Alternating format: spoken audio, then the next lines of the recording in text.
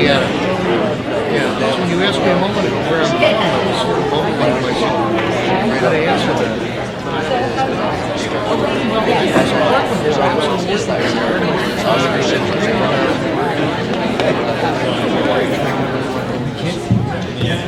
I love my home. I don't feel like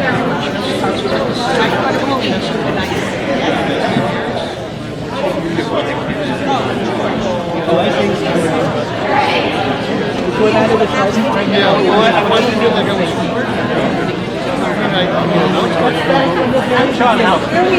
born and raised in Portsmouth. Stayed in Portsmouth until I was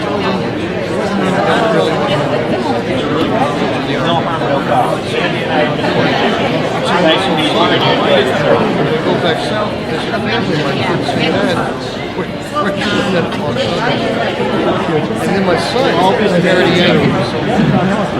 My son went to Tulane.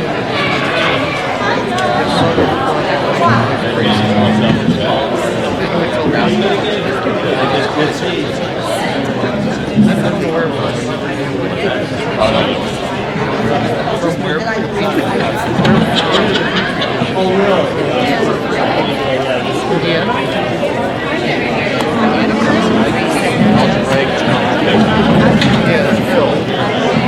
And we'll be watching on video. It makes it easier. I mean, that's really what we can ask you. How you feel? We get married, it's great. So, I've actually got acetone is an industrial symbol. basically,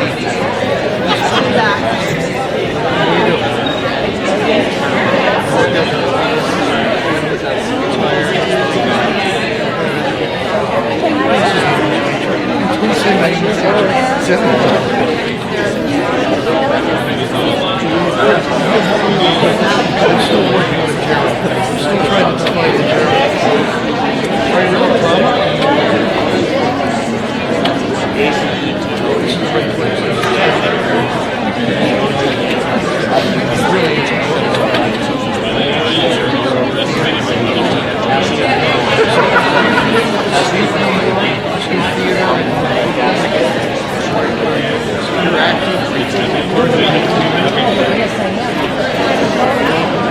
my son's doing a joint venture.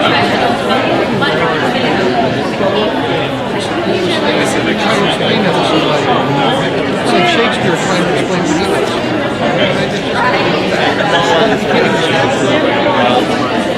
It's almost you open the cigarette and you can take fun. Okay. Yeah, we've been talking about going to Brooklyn this year.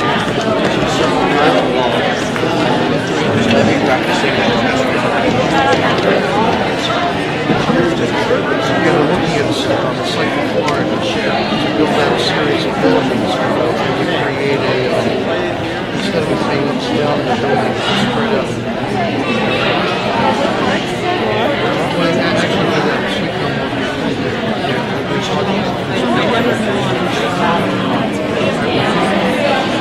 keep saying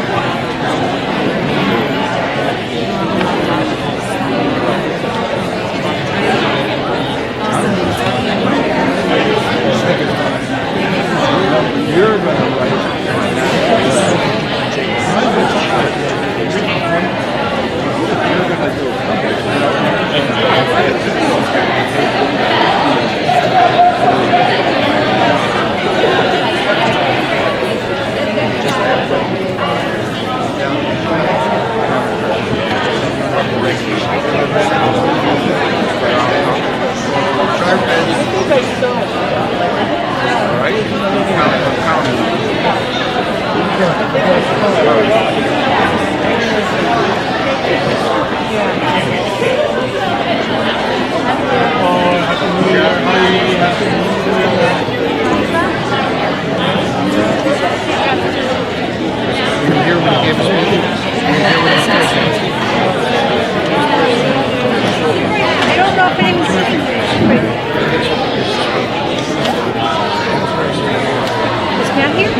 They were studying there. I've already taken a bike ride, been to Bishop.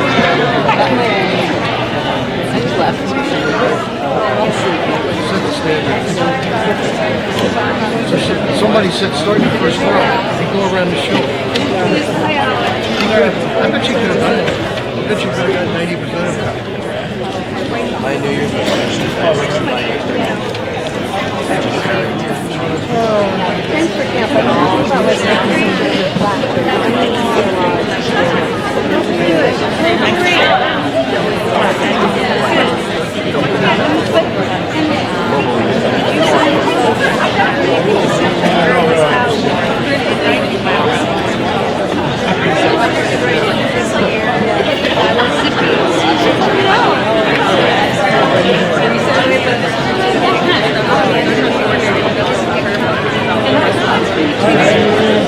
I can have one on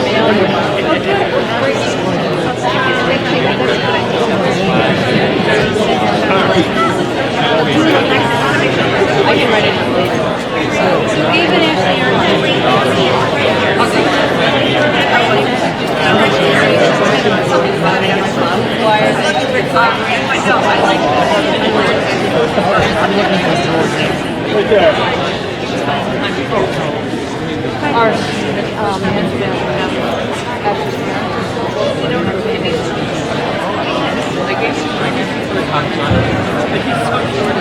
Shana Tova. Shana Tova. Yantiv. Good morning. We're going to settle into this morning with prayer, starting on page 6. Setting our intention, our kavanah for this new year.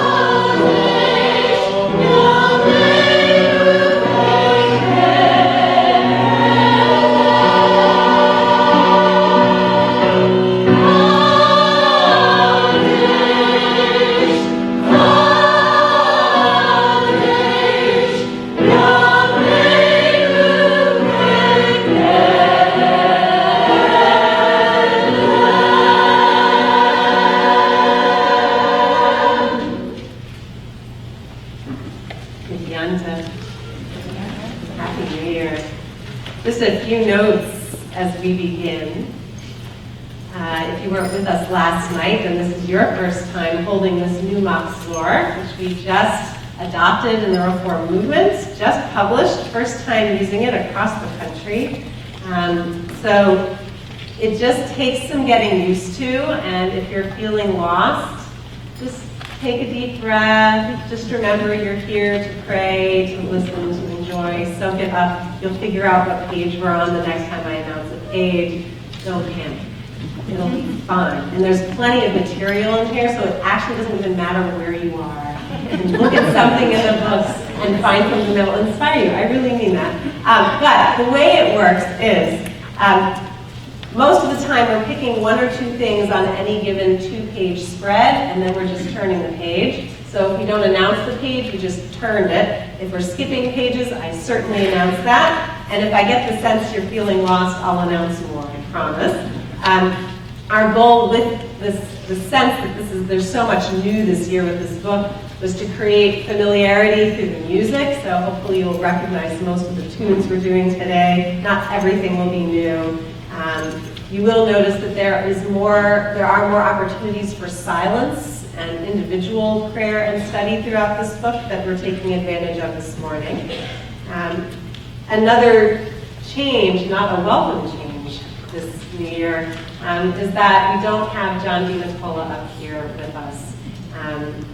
And we really, really miss him. He's doing okay, but his health is not permitting him to join us on the Bima this high holidays. And I want to thank Cantor Belinda and Magister and our choir, and especially some soloists from the choir who are helping to fill in the gaps. We'll have John Schwartz and Harvey Payton and Stu Baker up here at various times helping to fill in. And I have so much gratitude for that, so thank you. And just a few words for the kids and for parents in the room. First of all, kids of all ages are welcome to be in this room for as long as they can stand it. If there's giggling or noise or rustling or things like that going on, that's to be expected and we welcome it.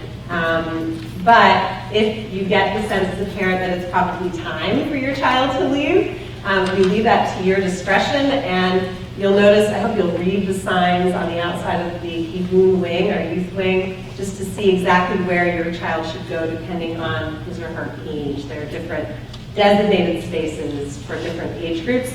And during our Torah service and the sermon this morning, there will be a pull-out program specifically for grades 4 through 7, and I will announce that when it is time. That will be led by our teachers, Marjorie Lander and Eric Bell. Many thanks to you for doing that today. So we're going to return again to centering ourselves for prayer, and we'll begin with gratitude.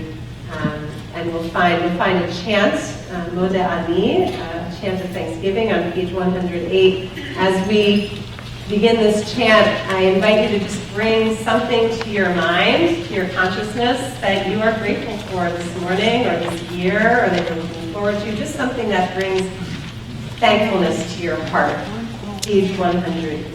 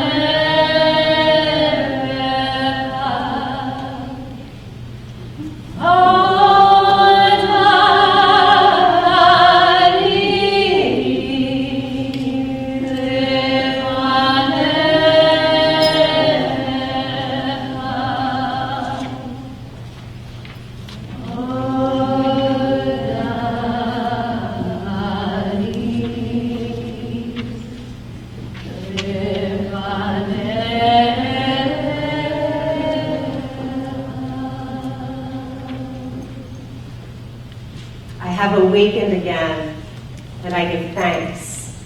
Before me, the blessing of this day, a feast of choices and possibilities. And the breath within me says, great is your faithfulness. You offer me another chance. You offer me life. This day I am created to create this day.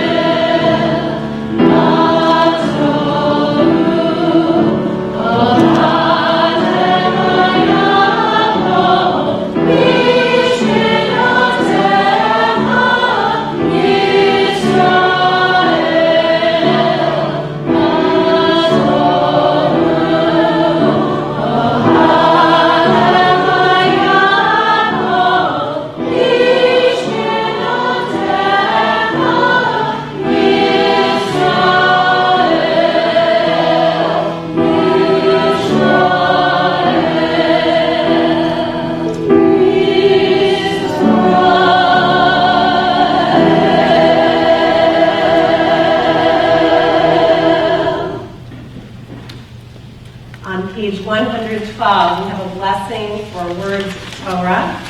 And I invite you, after we say the blessing together, to study. There are blue pages starting on page 113 through 119. Pick a page, pick a piece on that page to read to yourself silently or to read out loud to the person sitting with you. They're actually really wonderful texts. So, and we'll let you know when it's time to come back with us. So we will begin with our blessing. Baruch atah Adonai Eloheinu melech haolam asher kishanu b'mitzvotav v'tzivanu la'asot b'divrei Torah. Blessed are you, Adonai, our God, supreme power of the universe. You sanctify our lives with mitzvot and give us the sacred obligation of learning and living Torah. Feel free to make noise in this room. It's like schmoozing. Remember that?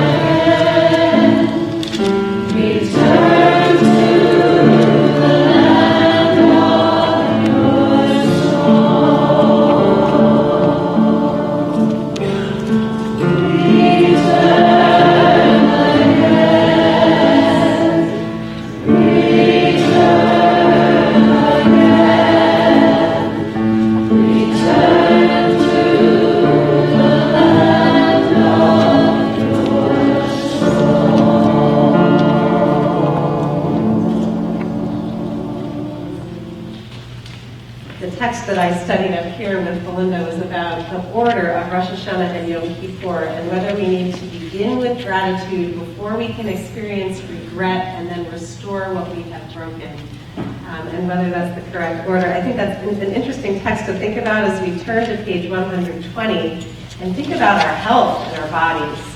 And do we find gratitude for our bodies only after something has gone wrong, right? And then we've been able to repair it? Are we able to have gratitude for what we have before something goes wrong? That's a really interesting dynamic that I think we all experience with our bodies. So please join me. Blessed are you, Holy One, who has formed the human body with wisdom, an intricate network of channels, vessels, and openings. This wondrous structure and the flow of life within us allows us to serve you and give thanks. Let us cherish this gift of flesh and blood, honor it as God's creation. Baruch atah Adonai, rofei kol basar umachli la'asot. We praise you, Holy One, for wondrous acts of creation and healing.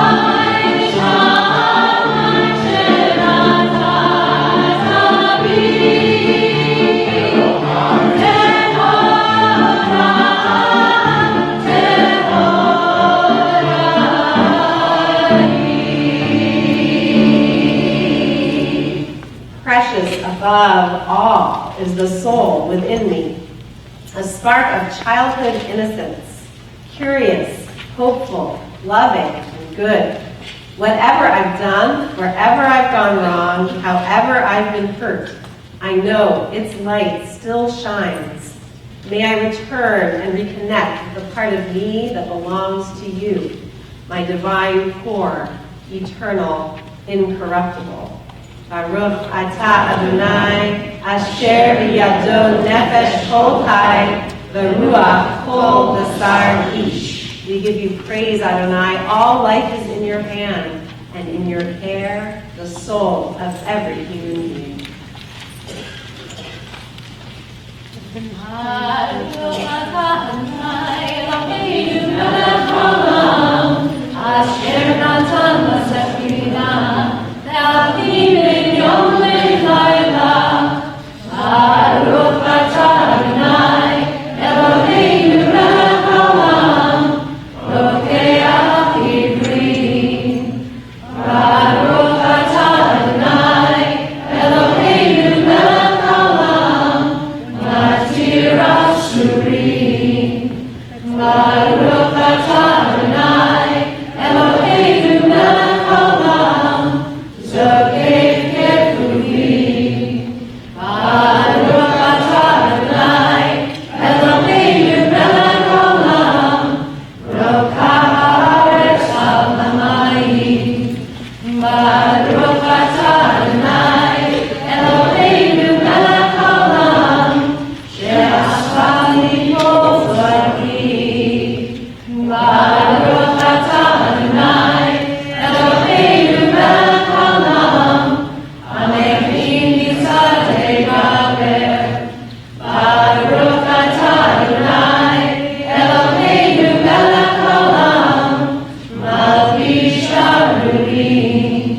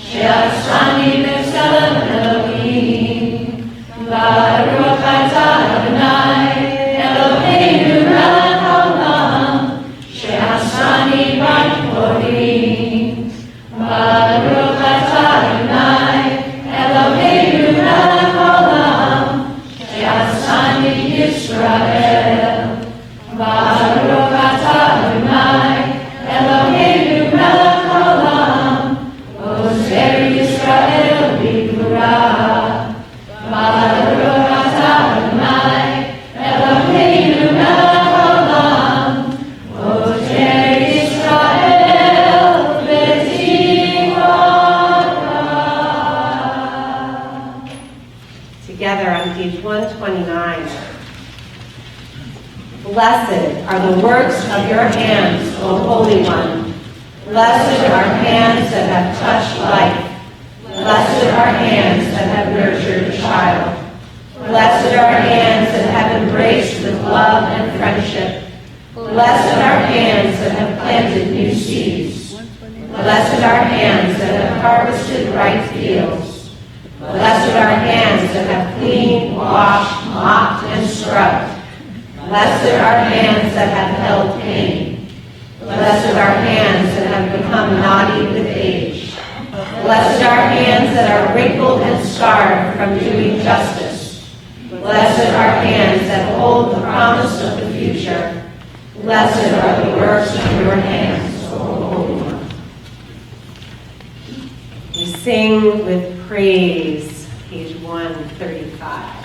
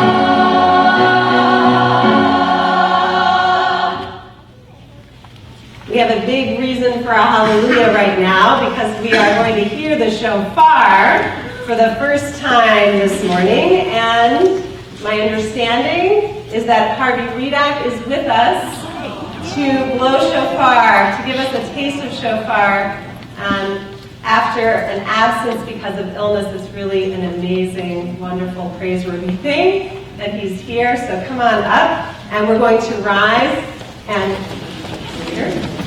we will invite up David and Trina Schilling to open the Ark, page 136.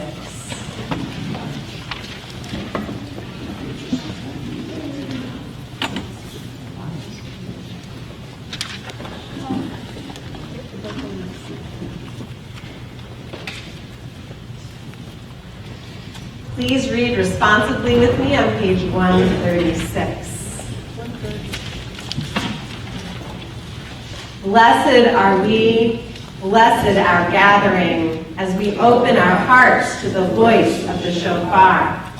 Happy are we who hear its call to return, the sacred trumpet of Shiva. Blessed are we, held close by an ancient sound that echoes Lador Vador from generation to generation. Happy are we, rising to the joyful cry of the new year. Blessed are we who hear in these blasts of sound the voice of community. Happy are we who knows the grace, its season of celebration, its quest for connection and purpose. Holy is this gift of community, blessed the act of belonging. Tekiah,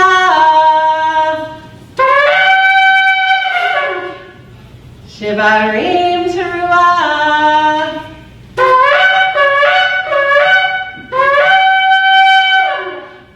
Tekiah. Blessed is the soul-reaching sound of the shofar. It proclaims the purpose of this day. Blessed is community, source of joy, solace, and strength to every living soul.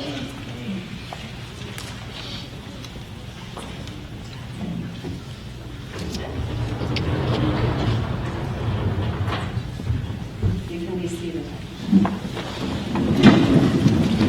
But before Harvey goes down, I want everyone to give you a big Yasher Koach. This is really precious that you're here.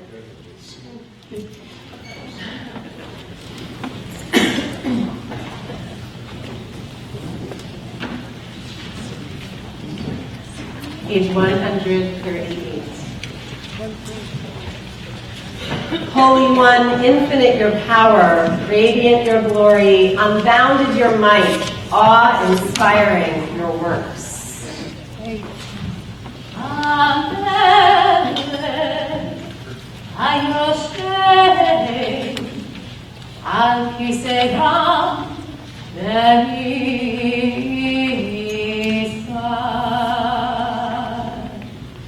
Shochena Aron Nevado Shemo Vechatur Ramlenu Tzadikim Adonai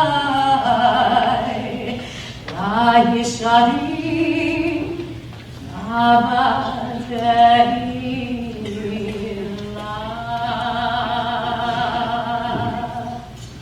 By the mouths of the upright you are raised up. In the words of the righteous you are blessed. On the tongues of the pious you are sanctified. In the midst of the holy you are praised. Your people by the thousands sing to glorify your name. They sing if they're able. In all generations we give voice to your sovereignty. Our sovereign God, source of holiness and greatness, may your name be praised forever in this world and beyond. Eternal One, God of our mothers and our fathers, your strength, sanctity, glory, and dominion are deserving of song, praise, poetry, hymn, sacred chant, and blessings of thankfulness for all time and eternity. Please join me in this bracha as we conclude our morning blessings. Baruch atah Adonai, El Melech Gadol Batishpaot, El Hamodaot, Adon Haniflaot, Habocher B'Shirei Zimra, Melech El Chei HaOlamim. Blessed are you, Adonai, sovereign of praise, source of the impulse to give thanks, crown of wonders, who desires a world filled with song and a universe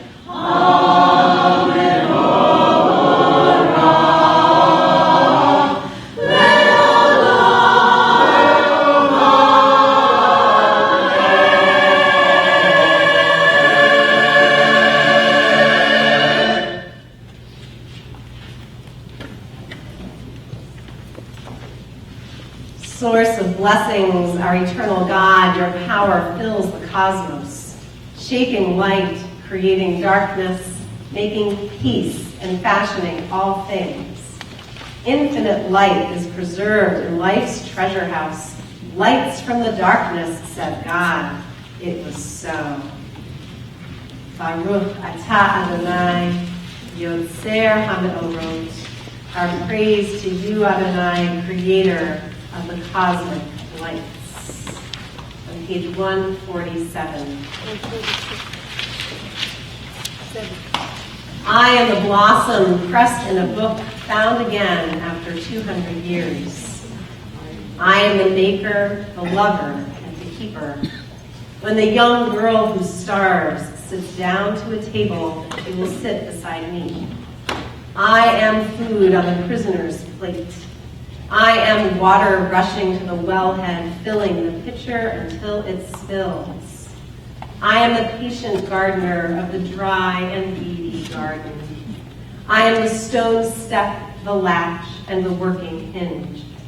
I am the heart contracted by joy, the longest hair white before the rest. I am there in the basket of fruit presented to the widow. I am the musk rose opening unattended, the fern on the boggy summit. I am the one whose love overcomes you, already with you when you think to call my name.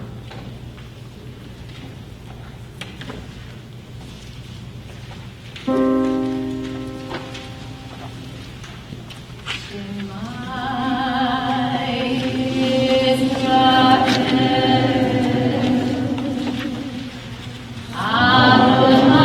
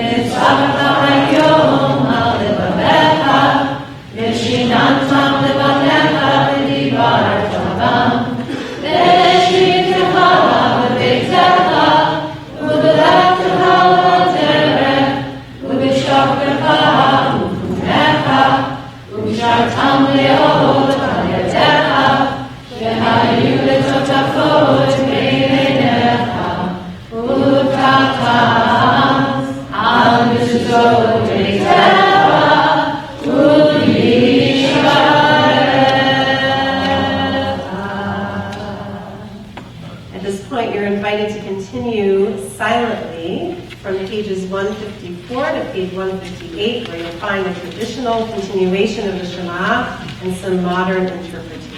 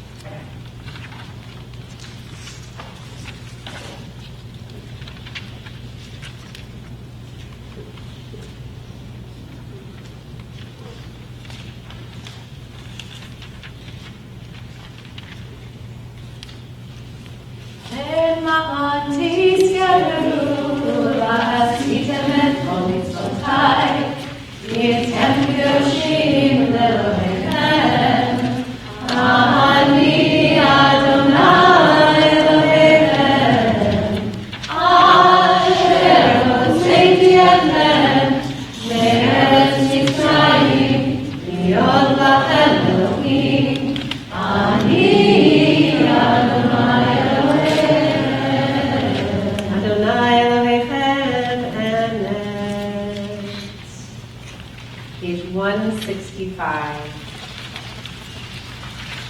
They went forth from Egypt on a single night, but next time the miracle will be different. Once, two sages were walking very early in the valley, and they saw the light of the morning star. Said one to the other, "This is how the redemption will be.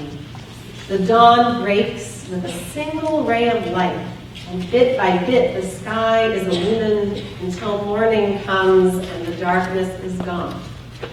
So the redemption will occur little by little, growing steadily and gradually until the world is full of light. Do not wait for a miracle or the sudden transformation of the world. Bring the day closer, step by step, with every act of courage, of kindness, of healing and repair. Do not be discouraged by the darkness. Lift up every spark you can and watch the horizon for the coming of dawn. Look closely. It has already begun."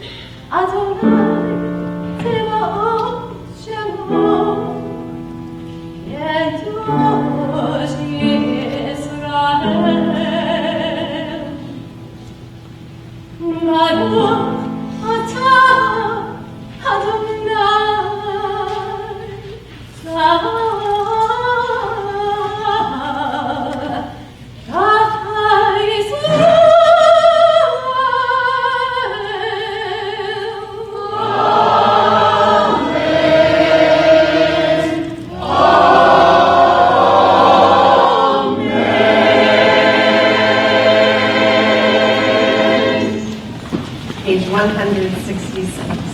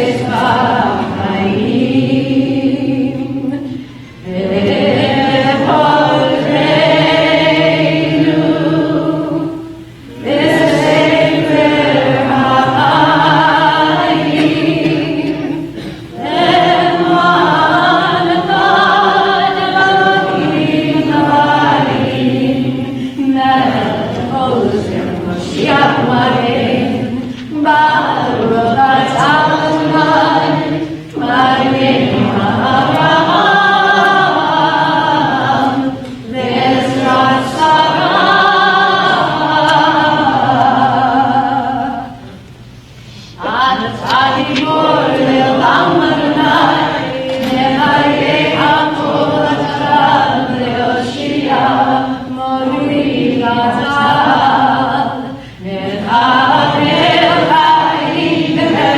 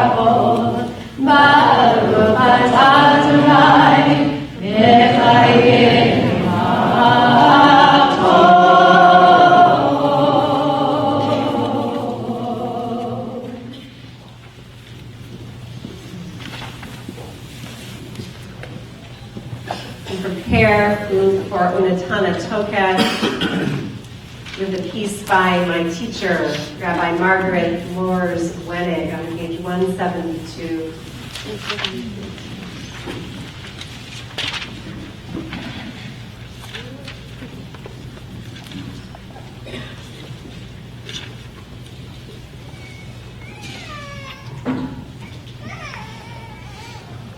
Why do I, for one, want to hear all of Unatana Tokef, not only the comforting parts? An answer comes from the octogenarian violinist Olga Blum, founder of barge music in Brooklyn. Olga was once asked by the mayor of New York, "Olga, why don't you put the barge on pilings so that when a large boat passes and causes a wake, the barge won't rock anymore and the piano won't ever roll across the stage during a performance as it once did?"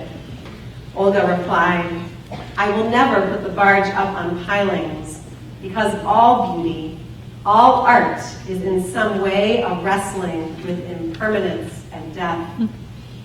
Unatana Tokef is an artistic wrestling with impermanence and death, with deeds and their consequences, with power and powerlessness, with fear and reassurance, with mistakes and second chances."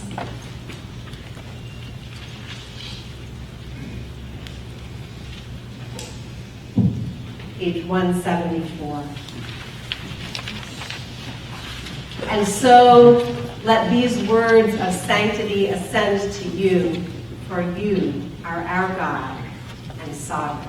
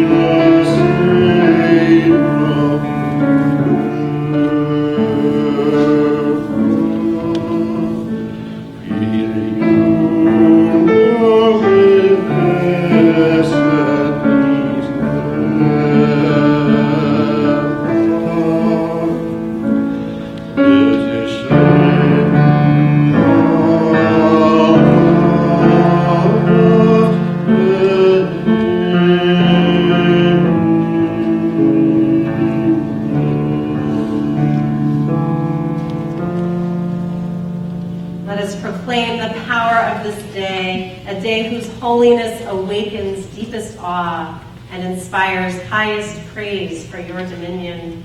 For your throne is a throne of love, your reign is a reign of truth.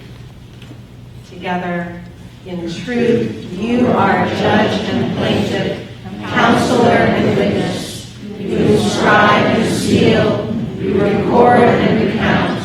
You remember all that we have forgotten, and when you open the book of memories, it speaks for itself. For every human hand leaves its mark, an imprint like no other. We continue together, and so a great shofar will cry, Tikiyah. A still small voice will be heard. Angels in a whirl of fear and trembling will say, "Behold the day of judgment, for they too are judged. In your eyes, even they are not blameless. All who come into the world pass before you, like sheep before their shepherd. As the shepherd considers the flock when it passes beneath the staff, you count and consider every life. You set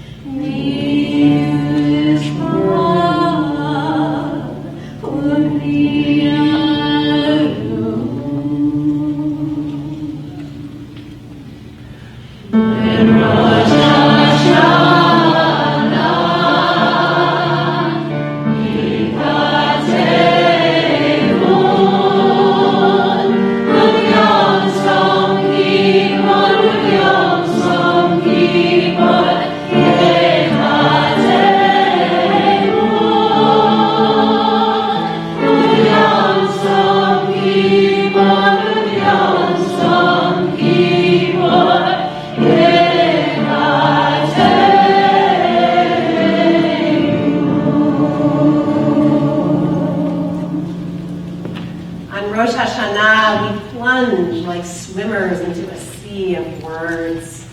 On Yom Kippur, the sea rises, then crests, and we emerge sealed by the wax, warmed by the fire of braided candle.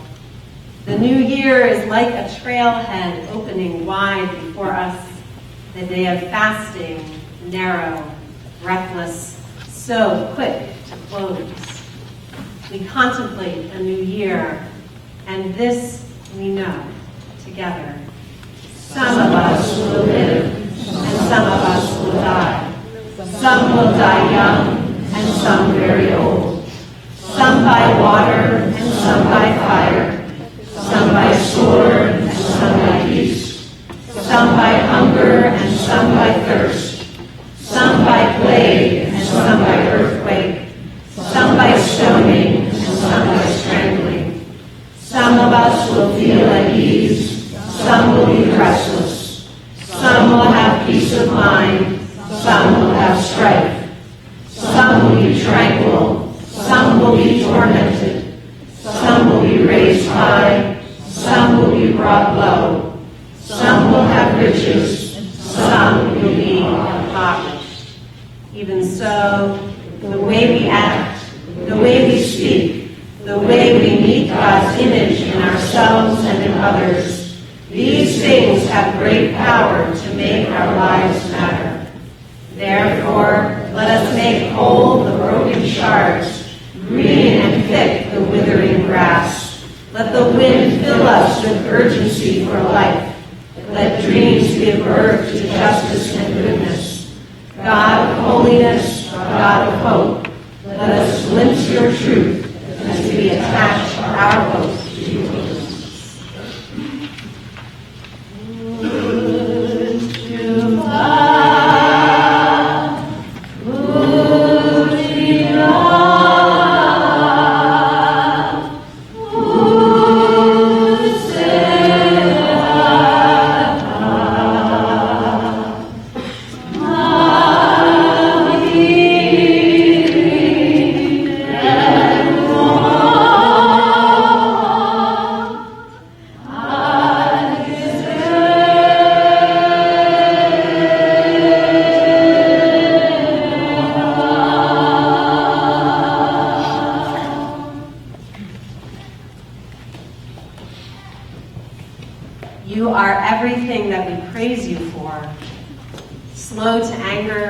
quick to forgive.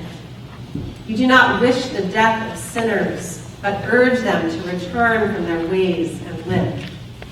Until the day of death, you wait for them. You accept them at once if they return. Since you created us, you know our impulses. We are but flesh and blood. Together, page 182. We who are mortal, our origin is dust, and so is our end. We wear out our lives to get our bread, like broken vessels, like withered grass, like a flower that must fade, a shadow moving on, a cloud passing by, mere dust on the wind, a dream that flies away. But for you, ever-living sovereign, time has no limits. Your presence, unbounded by days and years, is everywhere. A glorious mystery none can decipher. Your name is worthy of you, and you are worthy of your name. And our name you have linked with yours.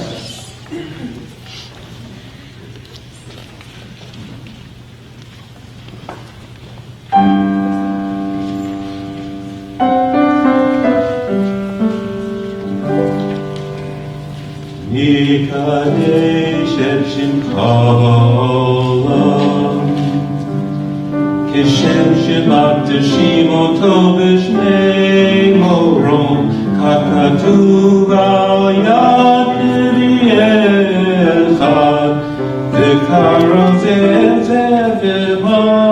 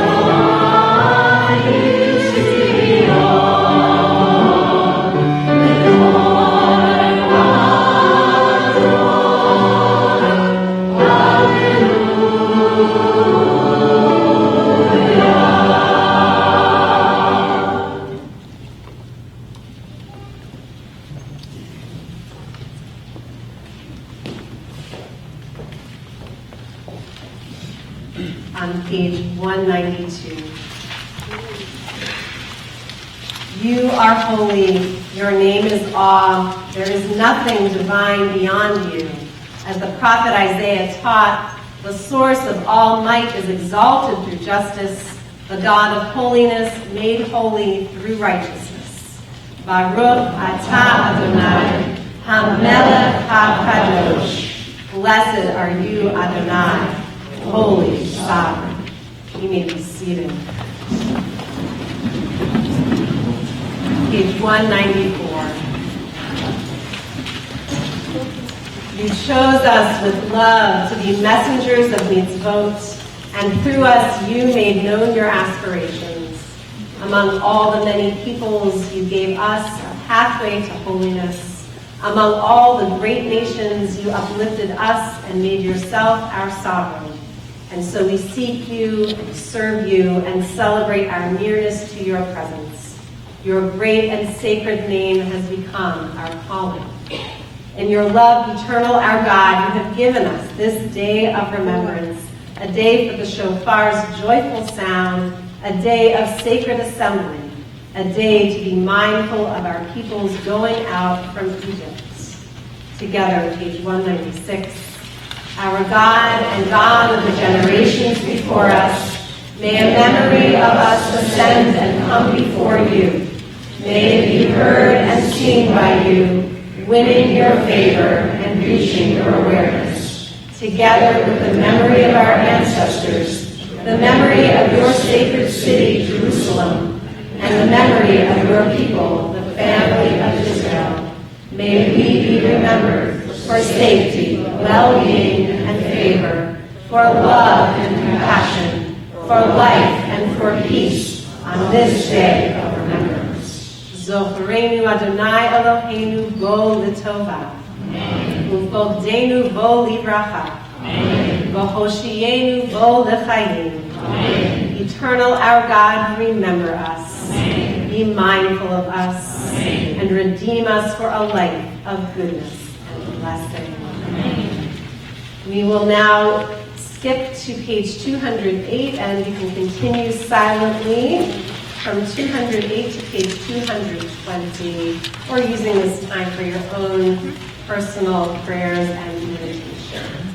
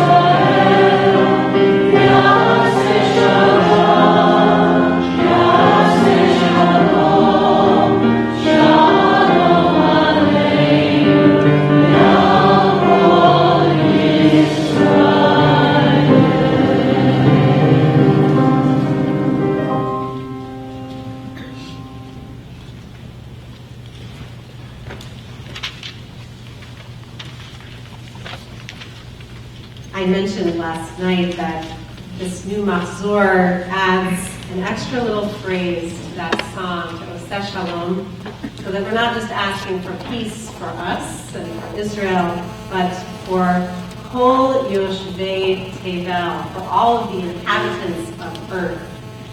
And right now, our hearts are really with many, many inhabitants of earth who have no home, who are fleeing their homes.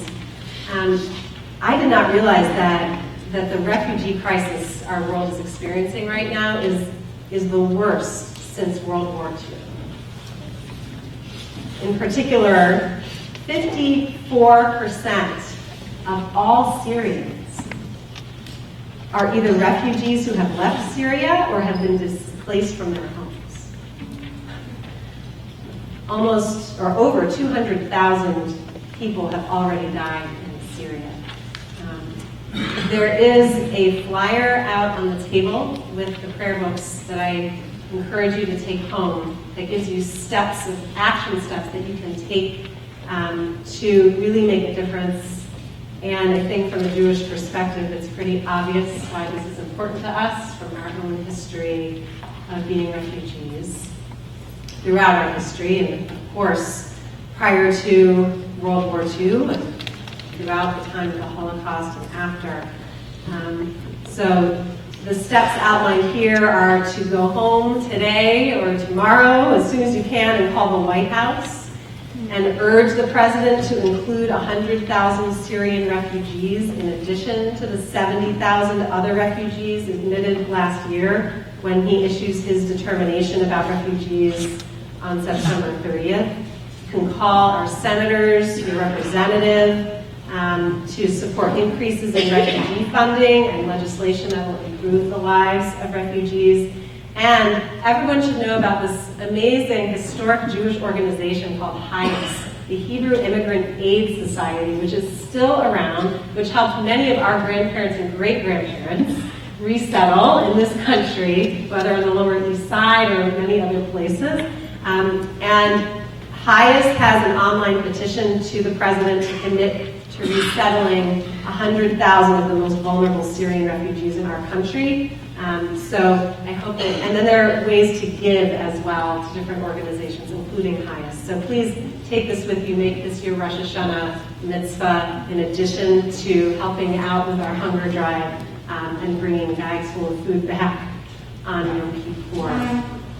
So we add this to our prayers this morning, a step of action. And now we turn to a more personal prayer. Every year we have some voices from the congregation that are invited to add their layer of prayer to ours. And this morning it's really a pleasure to invite my friend and colleague and partner and many other things, Cantor Belinda, up for a personal prayer.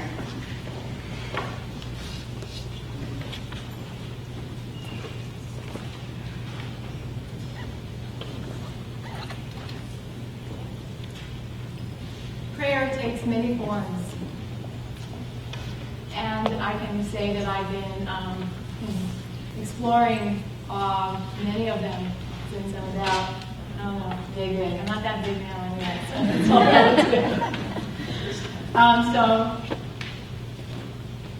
this is a dialogue, a form of prayer that I have used from time to time. And this dialogue is an exchange between two people. One person is myself, but kind of not myself. It's an exchange between Blima, that's my Hebrew name, and it means flower.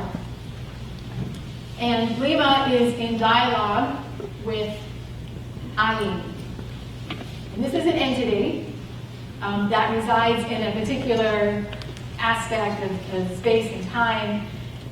And this Ayin entity, it occupies, if you can picture this, this moment just before a final crossover. You know, it's that point in which, in the blink of an eye, consciousness and the physical body, they either come together and emerge into this physical realm, or they kind of recede back into the source.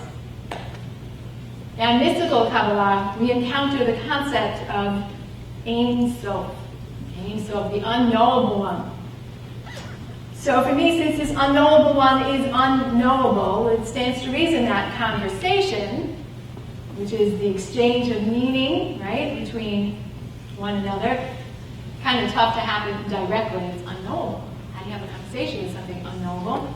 So out of respect for the unfathomableness of Ein Sof, I created this conversation with this anthropomorphic Ayin.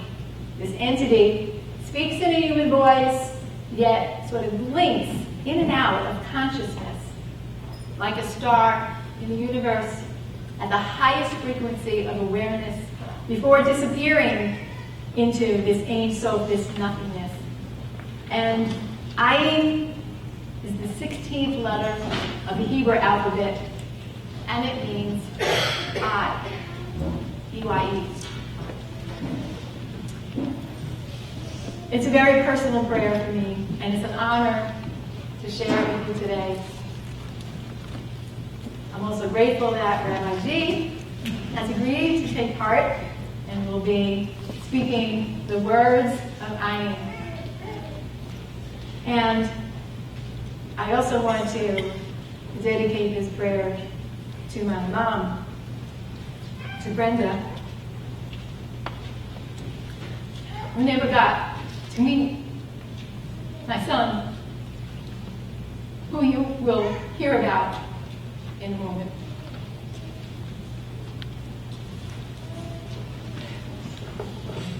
Okay. It has been 10 months since I've last seen my son. Yes, Lima. Isn't that wonderful? Wonderful? Wonderful! Wonderful. My head knows it's wonderful. My head knows it, but my heart is aching. It's been 10 months. And to be honest, part of me is still in a daze wondering, did this really happen? How did we get here? I don't understand, Lima. You worked so hard to make sure he would grow to a self-reliant young man, able to solve problems, empowered to follow his passions in life with a caring heart. Everything is unfolding according to plan as we speak. What is the problem? It all happened in the blink of an eye. I haven't quite processed it yet. You're talking to someone for whom everything happens in the blink of an eye. That's right. In this realm, things don't usually happen quite that fast. It just doesn't seem possible. Now, 23 years have gone by since my son was born. Do you remember how things were when he was born, Adam? Right from the start, there was something different. When my husband and I buckled him into his car seat for the first time after carrying him out of the hospital. His little body stayed standing in his car seat like a wooden soldier. Peg's laughing because she knows. He was as rigid as a stick. 1 week later, he began to scream. And he continued screaming for 12 hours a day, unless he was in a moving car.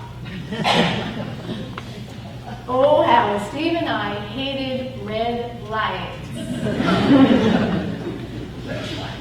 Even today, I still kind of twitch every time I stop at a red light.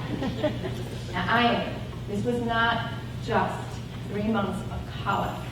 That I can deal with. He screamed for 9 months straight, without even like a single baby smile, to break the action and encourage us bewildered and frazzled parents. It was as if the entire world was too overwhelming for him to handle. Yes, I remember that. Do you remember how he was glued to my hip? I'm peeking over it, head too. For the first, Evelyn and all the people who helped me, for the first 14 years of his life, glued to the hip. He was 4 years old before I could take a shower without him needing to come into the bathroom with me. Yeah, I remember that too. And the school year, you remember those? What do you do with a child who learns randomly, out of context? When we learn, we usually utilize context to ground us, gain new connections. There were no learning options for this child. And with chronic Lyme disease for 7 years to further compound matters, we did our best to keep everything going. But I could never be sure that I was making, and that we were making, the right decisions and choices for him. All we could do is keep repeating, do no harm, do no harm, do no harm, and just meet him wherever he is at. Meet him wherever, down on the floor, over here, or wherever he's at. Just go there with him. It was a challenging set of circumstances. And food, do you remember how he was about food? Every single night for an entire year, we called in an order for a personal pan pizza at Pizza Hut because that was the only thing he was going to eat for dinner. And yet, look where he is now. Ironic, isn't it, that he has become quite the foodie? Yes, he is. For many, in fact. Exactly my point on it. Somehow, things did change. And it changed so much, in fact, that 10 months ago, at the age of 22, he packed down his room, packed up his car, and drove all the way across the country to California. That's kind of far. Entirely on his own to follow his dream. And I still can't believe it now. Lima, you know he has a wonderful head on his shoulders. He knows what he wants. Yes, his start in life was bumpy, but look at the facts. At age 16, he became the youngest person in the state to become a pilot.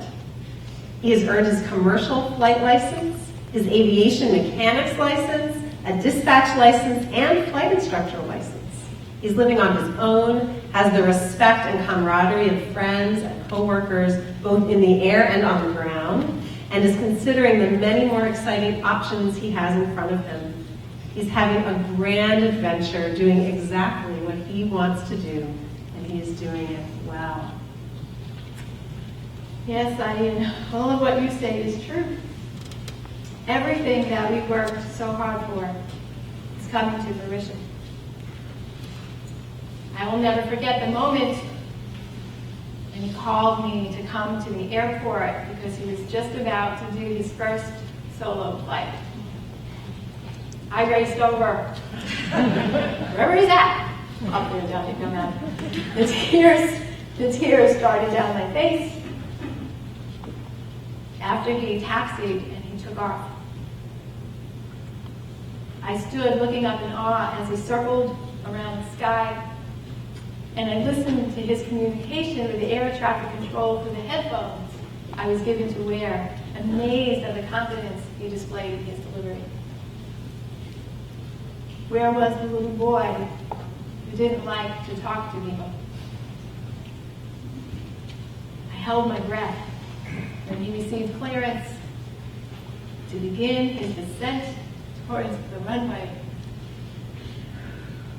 And I cheered as his wheels evenly touched ground for his first solo landing.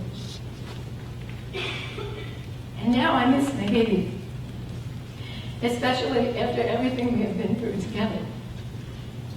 Lima, you know he's trying to figure out when to visit. between his schedule and yours is not an easy thing to coordinate. I know. So please tell me, is everything going to work out okay? He's 3,000 miles away. It's so hard not to worry. Lima, you should know by now that I can't predict the future. It's not part of my job description. You and Steve did the best that you could. Now the rest is up to him, and he is off to a terrific start. Remember the song, Gesher Tsar Me'od? You love to sing it during Elul, the preparatory month before the high holidays begin. It says that the entire world is a narrow bridge. The most important thing is not to be afraid. You did your jobs as parents. You gave your son roots so that he could develop wings to fly. Yes, Mother, I didn't expect him to be literally flying 3,000 miles away, right out of the gate. Lima, have faith in yourself and in your son. That's why we're having this conversation. I don't know what condition I and my faith would be in without you to talk to. I'm always here to listen to you, Lima. In the blink of an eye, I'm always here to listen.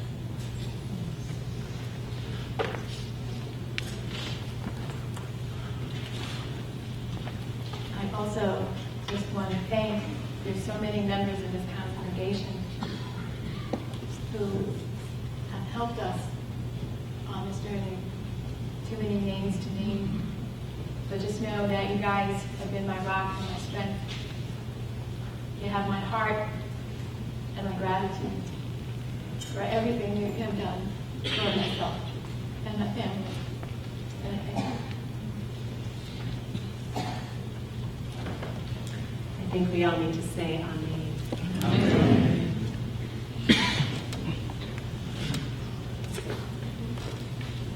It's a traditional thing on Rosh Hashanah for the Kohanim, the priests, to bestow a blessing on the congregation. But we don't have a hierarchy like that anymore, and so we all are empowered to bless each other. And so I'm going to invite everyone to rise. And if you need the words for the priestly blessing, those words can be found on page 214 if you need them. But what I'd really like you to do more than anything is not worry about the words. And just place your hand on someone near you that you would like to bless. And you can bless someone you don't even know. Let's make sure everyone has a hand on them if they want it. If they say they'd rather not have a hand, they don't have to have a hand on you. And we're going to offer each other this blessing.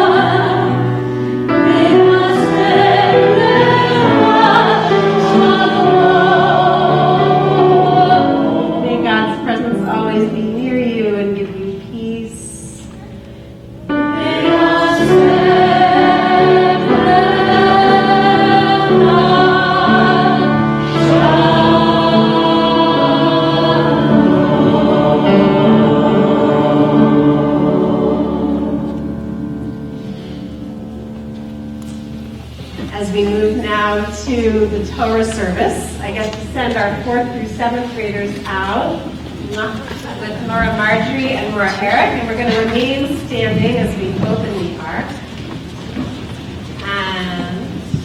We invite up Lenny and Joanne Goldberg to open the ark. Page 224.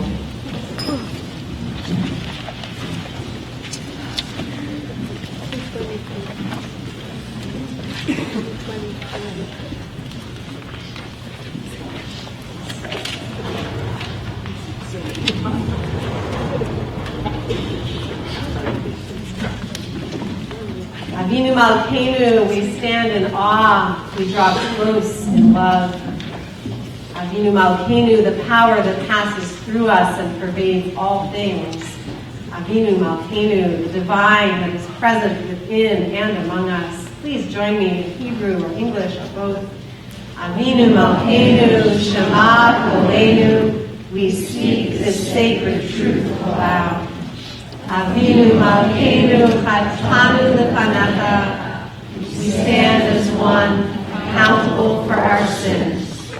Avinu Malkeinu, Chamol Aleinu, Ve'al Olaleinu V'Tapkeinu. We yearn for true compassion for our children most of all. Avinu Malkeinu, Kalei Dever Ve'Cherev Ve'Ra'av Me'aleinu. May we resist the ravages of illness, fear, and despair. Avinu Malkeinu, Kalei Kol Sar Umaskin Me'aleinu. Let us summon courage to withstand our enemies. Avinu Malkeinu, Kodvenu B'Sefer Chayim Tovim. Let the goodness of this gift of life be engraved upon our hearts. Avinu Malkeinu, Chadesh Aleinu, Shana Tova. May we taste anew the sweetness of each day. Avinu Malkeinu, Malei Yadenu, Mibirchotecha. Let us wake up to the blessings already in our grasp. Avinu Malkeinu, Hanenu Va'anenu, Ki Ein Banu Ma'asim. Aseh Imanu Tzedakah V'Chesed V'Hoshienu. However small our deeds, let us see their power to heal. May we save lives through compassion, generosity, and justice.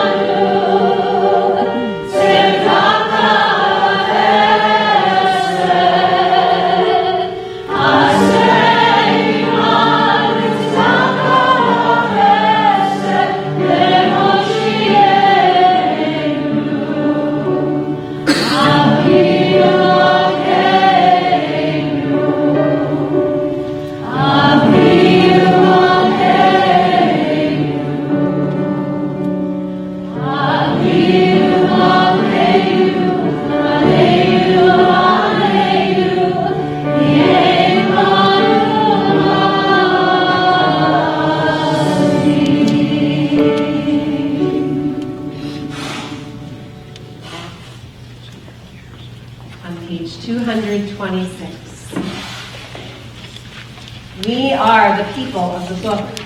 Through fire and mud and dust, we have borne our scrolls tenderly as a baby swaddled in a blanket, traveling with our words sewn in our clothes and carried on our backs. Let us take up the scroll of Torah and dance with it and touch it and read it out, for the mind touches the word and makes it light. So does light enter us, and ye shine.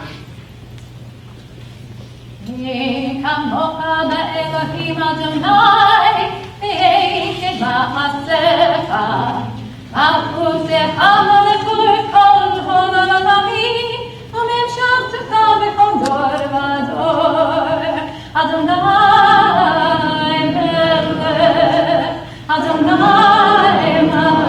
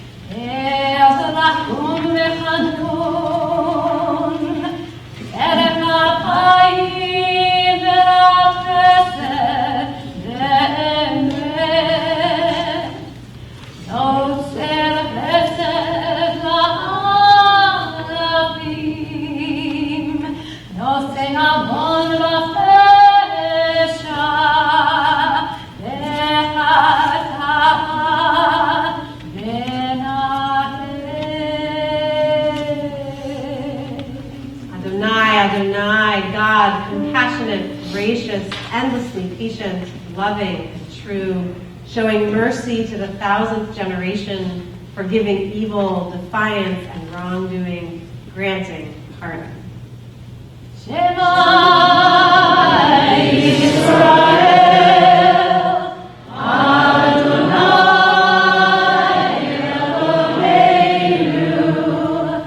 Adonai Echad,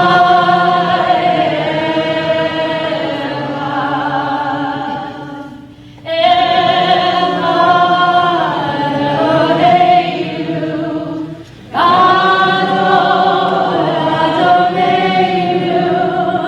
Adonai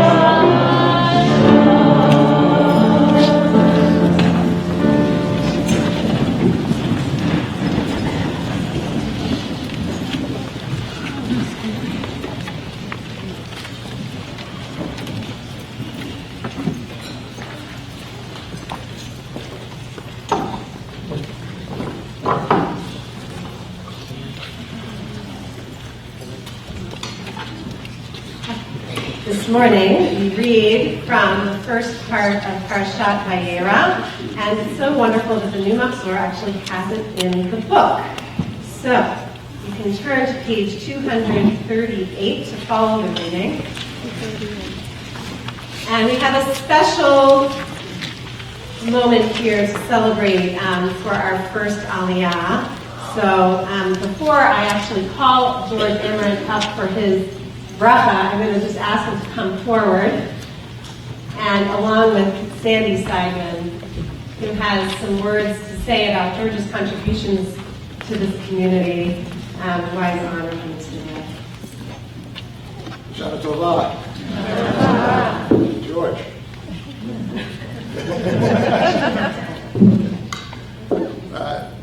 John Joslow produced a documentary about this building. You know, we built this house. And George was one of the starring players in the video.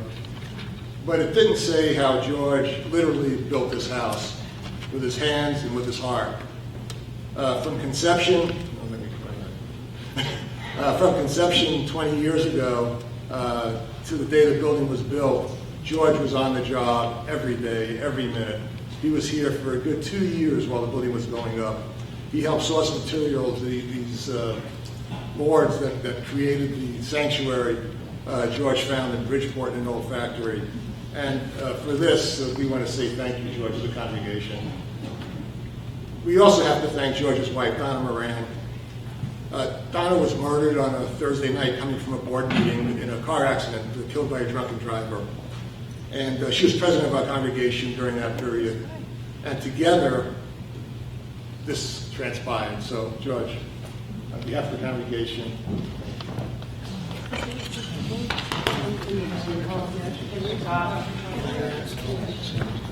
I wanted to tell you that Donna and I, 25 years ago, looked for a spiritual community, and we found one here. And we realized right from the start that this was not a passive endeavor, that to be a spiritual community, we all have to be active and contribute. And that's what we tried to do. And after her death, I found not only a spiritual community, but a family here. And I'm forever grateful to this ensemble. Wow. Well, George, we all are embraced by you every time we walk into this building. So, we call you up now in honor of Torah and in honor of all that your hands and heart have brought us.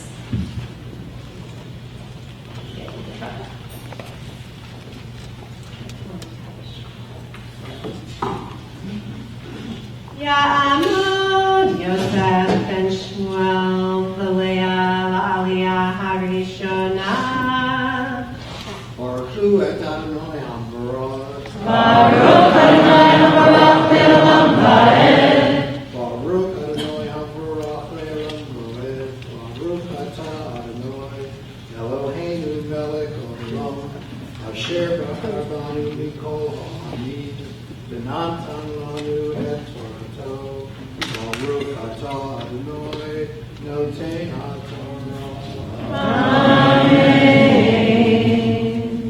Amen.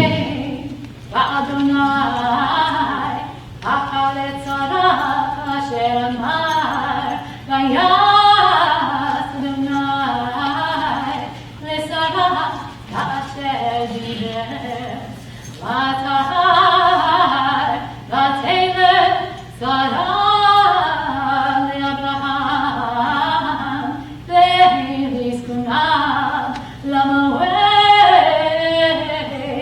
asher diber oto Elohim vayikra Abraham et shem beno hanolad lo asher yalda lo Sarah Yitzchak vayamor l'Abraham et Yitzchak beno ben Shemonad Yamim ka'asher tziva oto Elohim.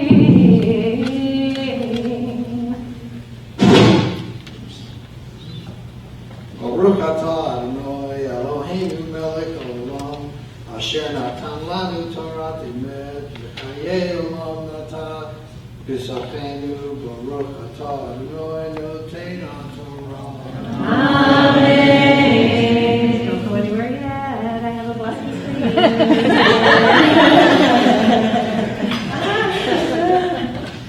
Oh, if I can, there we go. Such a singer. Yeah, I know. I sing everything. Oh, so first of all, I just want to thank you, George and Sandy, for bringing some memory alive for us in this room today. This is Yom HaZikaron. This is the Day of Remembrance, and not everyone in this room lived that history, and it's important to keep it alive. And I hope that you will continue to tell these stories for many years to come and pass them down. So this is a blessing for you who have brought honor to our community. May the Creator of conscience, who implants within us the desire to do good, bless you who rise today to receive our gratitude and praise. May you take joy in your achievements, find meaning in a life of service, and may you go from strength to strength. We pray that all your endeavors prosper, and that your deeds will inspire others, bringing honor to our community and our people. We join with your friends and family in celebration of your good works. And together we say, Kol HaKavod. Kol HaKavod. You don't have to say it. You just say it. Kol HaKavod. All honor to you, for you honor us. Now you can go stand over there.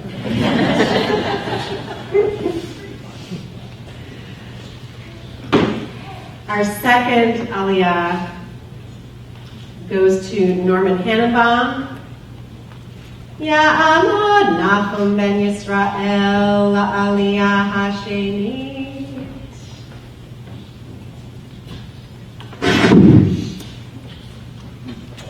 Baruch atah Adonai. I'm sorry, Baruch Adonai Baruch.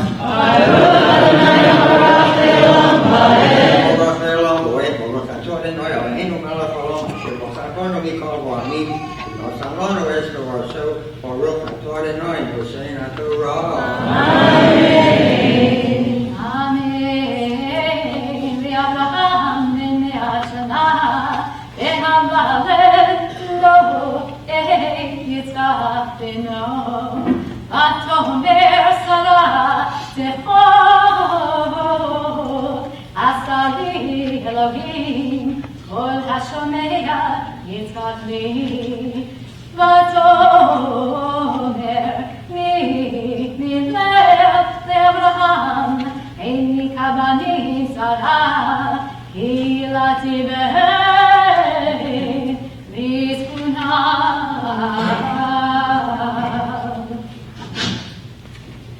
Baruch atah Adonai Eloheinu melech haolam asher nafulanu b'Torah emes v'chayei nosan v'sochenu Baruch atah Adonai nosein haTorah. Amen.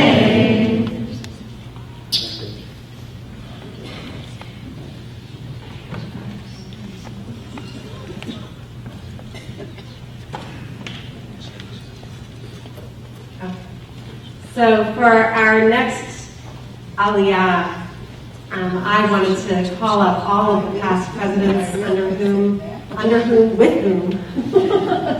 along with whom I served, or have had the pleasure to serve as rabbis. So all the past presidents that I got to work with who are present, and then we'll remember and we'll also note those who are not here right now. But if Susan Peck will come up with her husband Michael, okay. Susan Peck and her husband Michael, Joanne and Michael Price are not here this morning. Bruce Josephi and Carol Lewitt will not be coming up to the bima, but we recognize her and her support. And Larry Bloom and his wife Suzanne. Because you supported him and us too. We know that this is a team effort.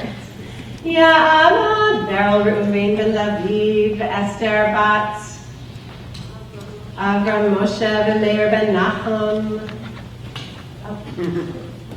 The Lev and Abraham, the Miriam, the Rivka Bat Herschel. Did I get everybody? La Aliyah Shlishit.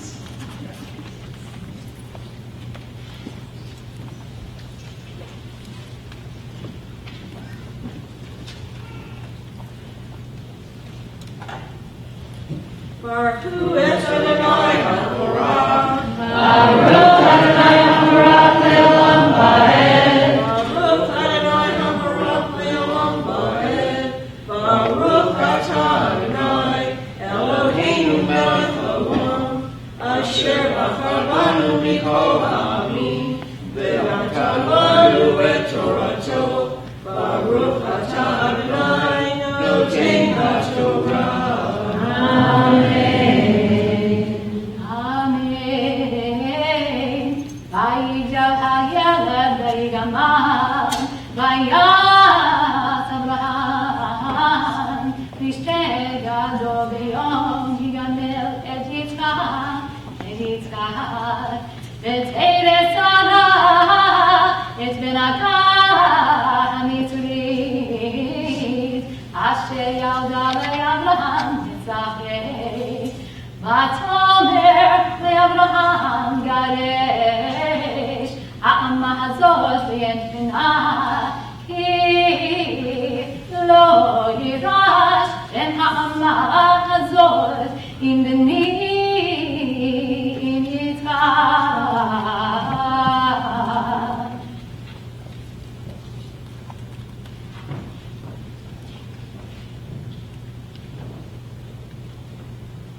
Baruch atah Adonai Eloheinu melech haolam, asher natan lanu Torah emet, v'chayei olam natan b'tocheinu.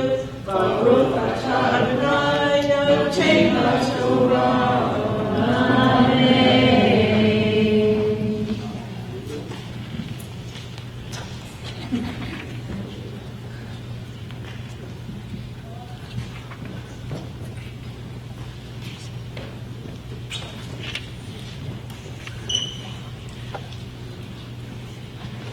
For our fourth Aliyah, we call up John, Noreen, and Rebecca Joslo.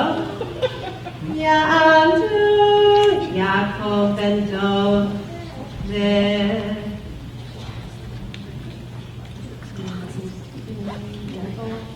Yocheved, Yudit, the Rivka bat Yaakov, La'aliyah HaRevi'i.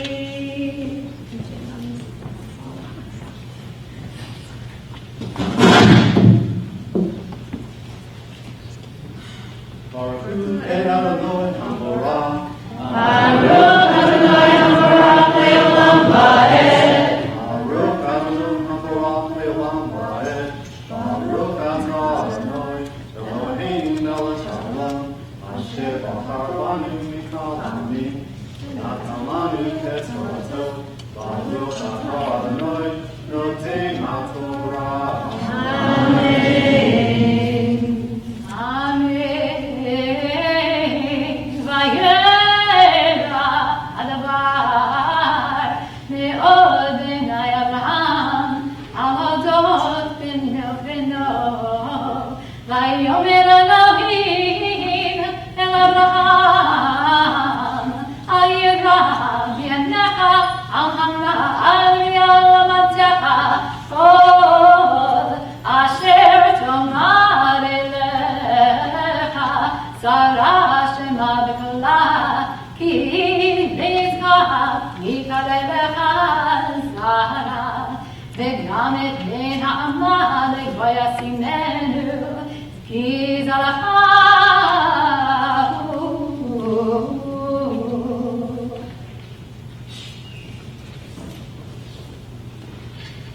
Baruch atah Adonai Eloheinu melech haolam, asher natan lanu Torah emet, v'chayei olam natan b'tocheinu.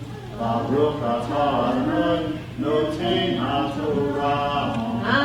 Amen.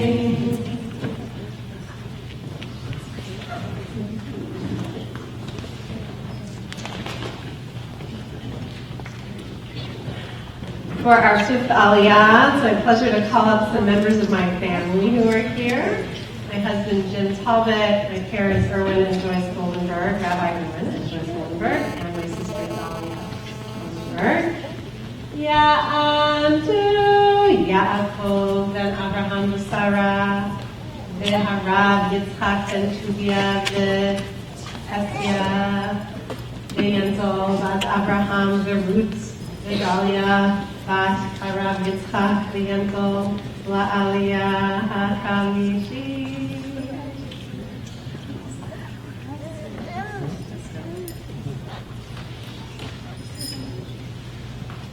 Baruch Adonai Amborah. Baruch Adonai Amborah le'olam va'ed. Baruch Adonai Amborah le'olam va'ed. Baruch atah Adonai Eloheinu melech haolam, asher bachar banu mikol ha'amim, v'natan lanu et Torato. Baruch atah Adonai noten ha'torah.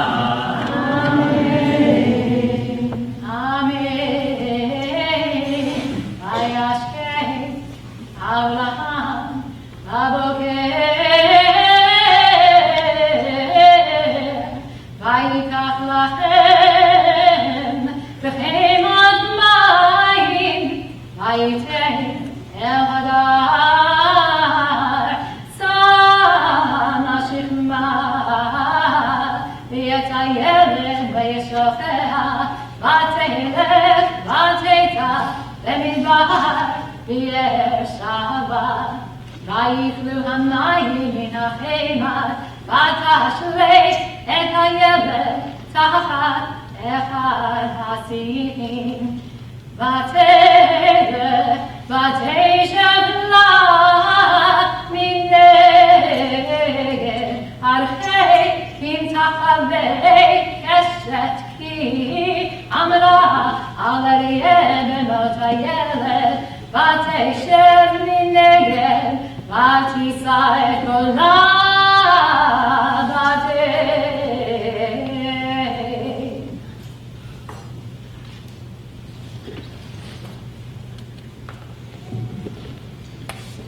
Baruch atah Adonai Eloheinu melech haolam, asher natan lanu Torat emet, v'chayei olam netah b'tochenu. Baruch atah Adonai noten ha'torah. Amen.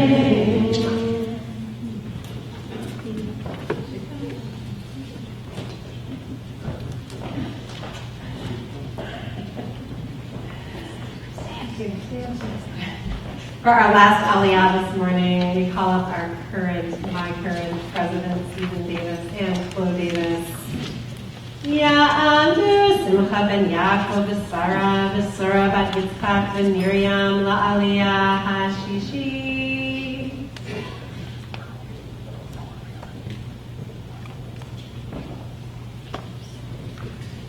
Baruch Adonai Amborah. Baruch Adonai Amborah le'olam va'ed.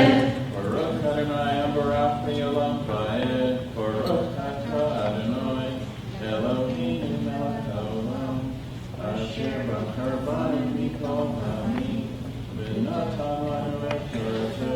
Baruch atah Adonai noten ha'torah. Amen.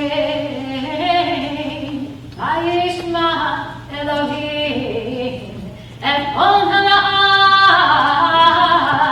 vayikra malach Elohim el hadar min hashamayim, vayomer la malach hadar al tiri yishema Elohim el kol hana'ar asher usham. Komi se'i et hana'ar ve'achaziki et yadeko, ki legoy gadol asimehu. Vayikach Elohim et inecha v'tele bi'er mayim, v'tele v'tmale tachimat mayim, v'tash et hana'ar Vayehi Elohim et hana'ar vayigdal vayeshev bamidbar vayehi roveh hashar vayeshev bamidbar paran vatigach lo imo isha me'eretz Mizraim.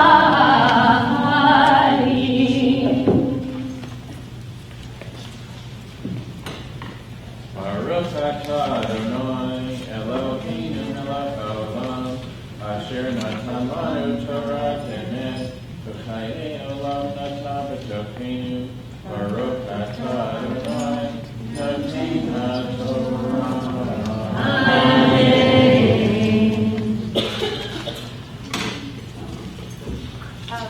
And I'm breaking halacha passively for a moment. I just also want to send a blessing to one more person who I didn't get to say before, and that's my dad.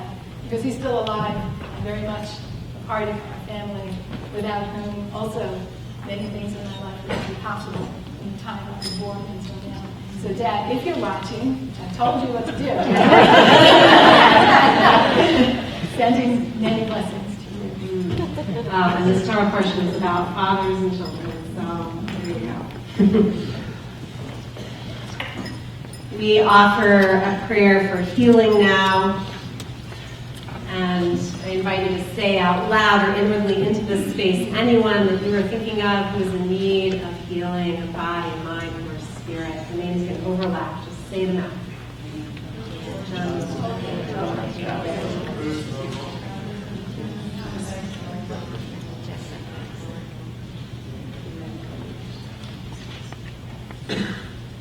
Yishaberach Avotenu Abraham Yitzchak Yaakov V'imotenu Sarah Rivka Leah Rachel Hu Yivarech et Kol HaCholim Ha'eleh.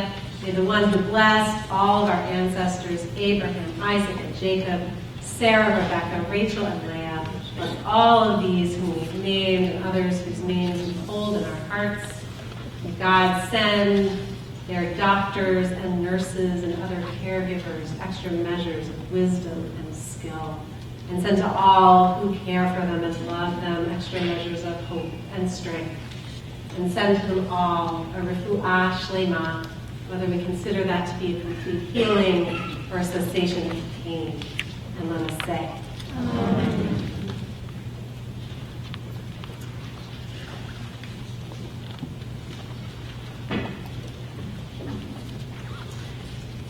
We rise now for the lifting and the dressing of Torah scroll, and we call up Philip and Adrian Hutt. Ya'adu hamagia v'hagolelet.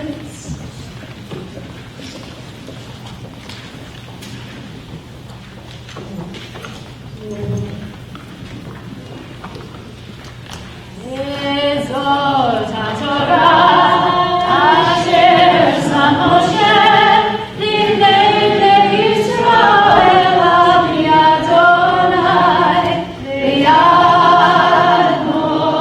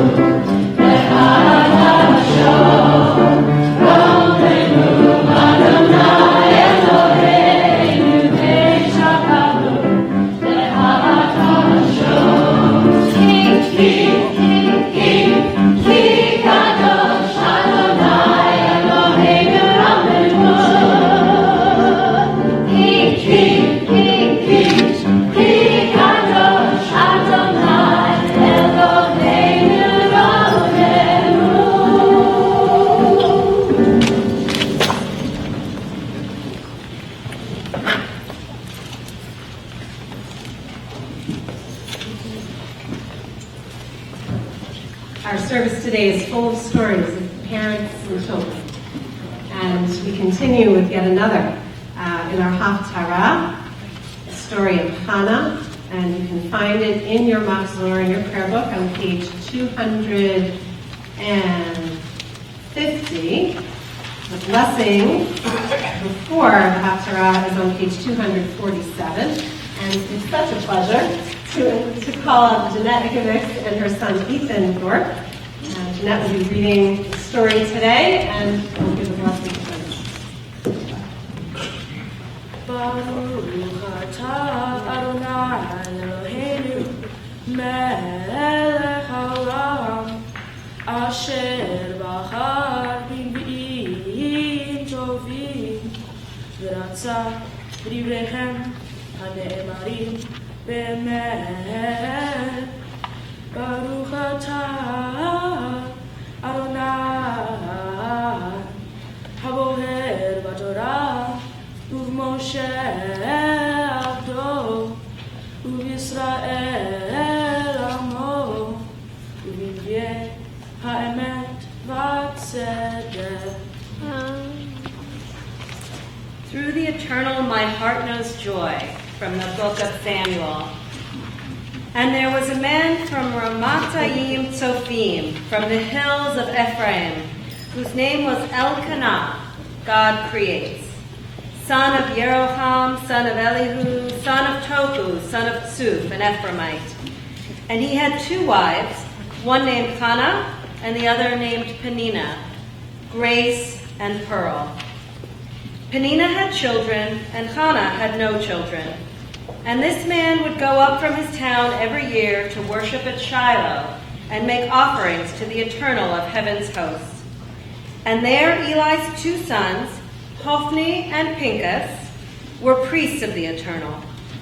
And on the day when Elkanah would make offerings, he would give portions to his wife Peninnah and to each of her sons and daughters. And to Hannah, he would give a special portion because he loved Hannah, and the Eternal had closed her womb. And her rival wife would taunt her cruelly to make her tremble with grief. And for the Eternal had closed her womb. And so it was year after year. When she would go up to the house of the Eternal, she taunted her, and she would cry and not eat. And Elkanah, her husband, said to her, Hannah, why do you cry and why do you not eat? And why are you disheartened? Am I not worth more to you than 10 sons? And Hannah arose after the eating and drinking at Shiloh, while Eli the priest sat upon the throne near the doorpost of the temple of the Eternal. And she, bitter to the core, prayed to the Eternal, weeping and crying. And she vowed and said, Eternal of heaven's hosts, if you will truly see your servant's affliction and remember me, and not forget your servant, and give your servant a son, I will give him to the Eternal all the days of his life. And no razor shall be lifted to his head. And as her praying before the Eternal intensified, Eli watched her mouth. And Hannah, she was speaking only in her heart. Though her lips were moving, her voice could not be heard. And so Eli thought she was drunk. And Eli said to her, How long will you persist in drunkenness? Put away your wine, get rid of it. And Hannah answered and said, No, my Lord, a woman of sorrow am I. I drank neither wine nor spirits, but poured out my soul before the Eternal. Do not take your servant for a worthless woman. All this time I have spoken from the depth of my anger, from the greatness of my grievance.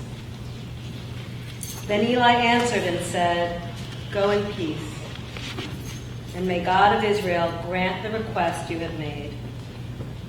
And she said, May your servant find grace in your sight. And the woman went on her way, and she ate. and her face was no longer as it had been. And they awoke early in the morning and worshipped before the Eternal. And they went home, returning to Ramah.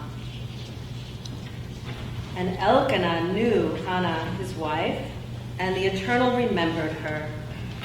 And so it was that at the turn of the year, Hannah conceived and then gave birth to a son. And she called him Samuel, because I requested him from the Eternal. And the man Elkanah and his whole household went up to make the annual offerings to the Eternal and to fulfill his vow. But Hannah did not go up, for she said to her husband, "Until the boy is weaned, then I will bring him. Once he appears before the Eternal, he will stay there forever."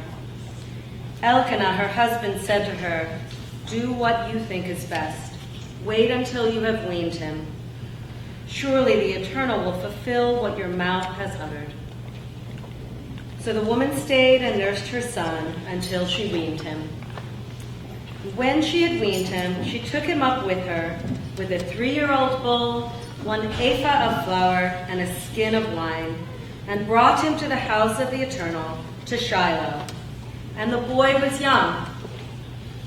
They slaughtered the bull and brought the boy to Eli. And she said, "Please, my lord, as you live, my lord, I am the woman who stood here with you, praying to the Eternal. It was for this boy I prayed. And the Eternal granted my request. I, in turn, grant what the Eternal asks of him. As long as he lives, he is dedicated to the Eternal." And there they worshipped the Eternal. And Hannah prayed, saying, "Through the Eternal my heart knows joy. Through the Eternal my horn is raised. My mouth opens wide against my foes, for I exult in your deliverance. There is nothing holy like the Eternal, for there is nothing beside you, and there is no rock like our God. Speak no more in lofty tones. Let arrogance leave your mouths. All-knowing is the eternal God, whose deeds cannot be measured. The bows of the mighty are broken, while those who falter find strength. Those who were full sell themselves for bread, and the hungry hunger no more. The one who was barren bears 7, and the mother of many is bereaved. The Eternal is the maker of death and life, takes down to Sheol and brings back up. The Eternal makes poverty and wealth, casts low and raises aloft, lifts the poor from the dust, causes the needy to rise from dung heaps and dwell among princes, then places them on thrones of honor. For the pillars of the earth belong to the Eternal, who founded the world upon them, who watches over the steps of the faithful while turning evildoers silent in the darkness. For not by the power shall a human being prevail. The Eternal shatters foes, thunders against them in the heavens. The Eternal judges the earth from end to end. So may God give strength to the sovereign and raise high the horn of God's anointed. Baruch atah Adonai Eloheinu melech haolam tzur kol ha'olamim tzaddik b'chol ha'dorot ha'el ha'ne'eman ha'omer v'yoseh ha'medaber im hayim shekol dvarav emet v'tzedek al ha'torah ve'al ha'avodah ve'al ha'mri'im ועל יום הזיכרון הזה, שנתת לנו, אדוני אלוהינו, להבות ולתפארת. על הכל, אדוני אלוהינו, אנחנו מודים לך, ומברכים אותה, יתברך שמך בפי כל הר, תמיד לעולם ועד. ודבר האמת וקיים לעד. ברוך אתה אדוני מלך על כל הארץ, מהקדש ישראל ביום הזיכרון.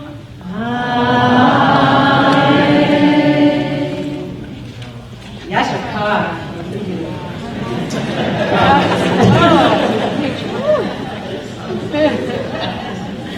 Shana Tova.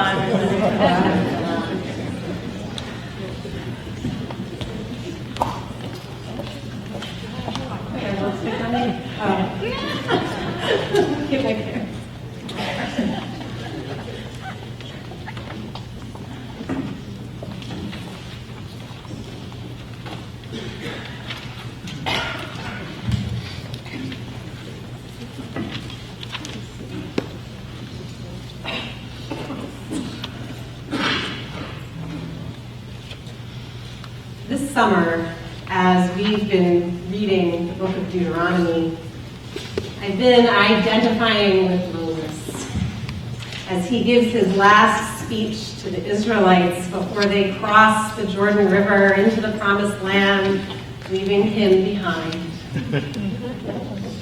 He exhorts them to not forget all he has taught them and to remember their larger purpose as a people in covenant with God. It might be presumptuous to imagine that this is a Moses moment for me, but I would venture to say that I get a little bit of where he's coming from.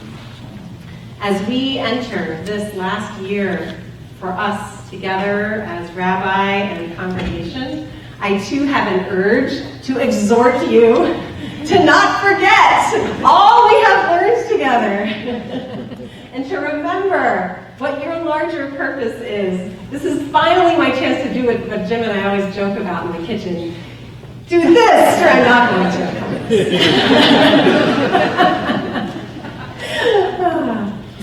Another image that has occurred to me these past couple weeks, and it definitely came through in Melinda's prayer, as I've watched the overstuffed station wagons passing me on Route 95.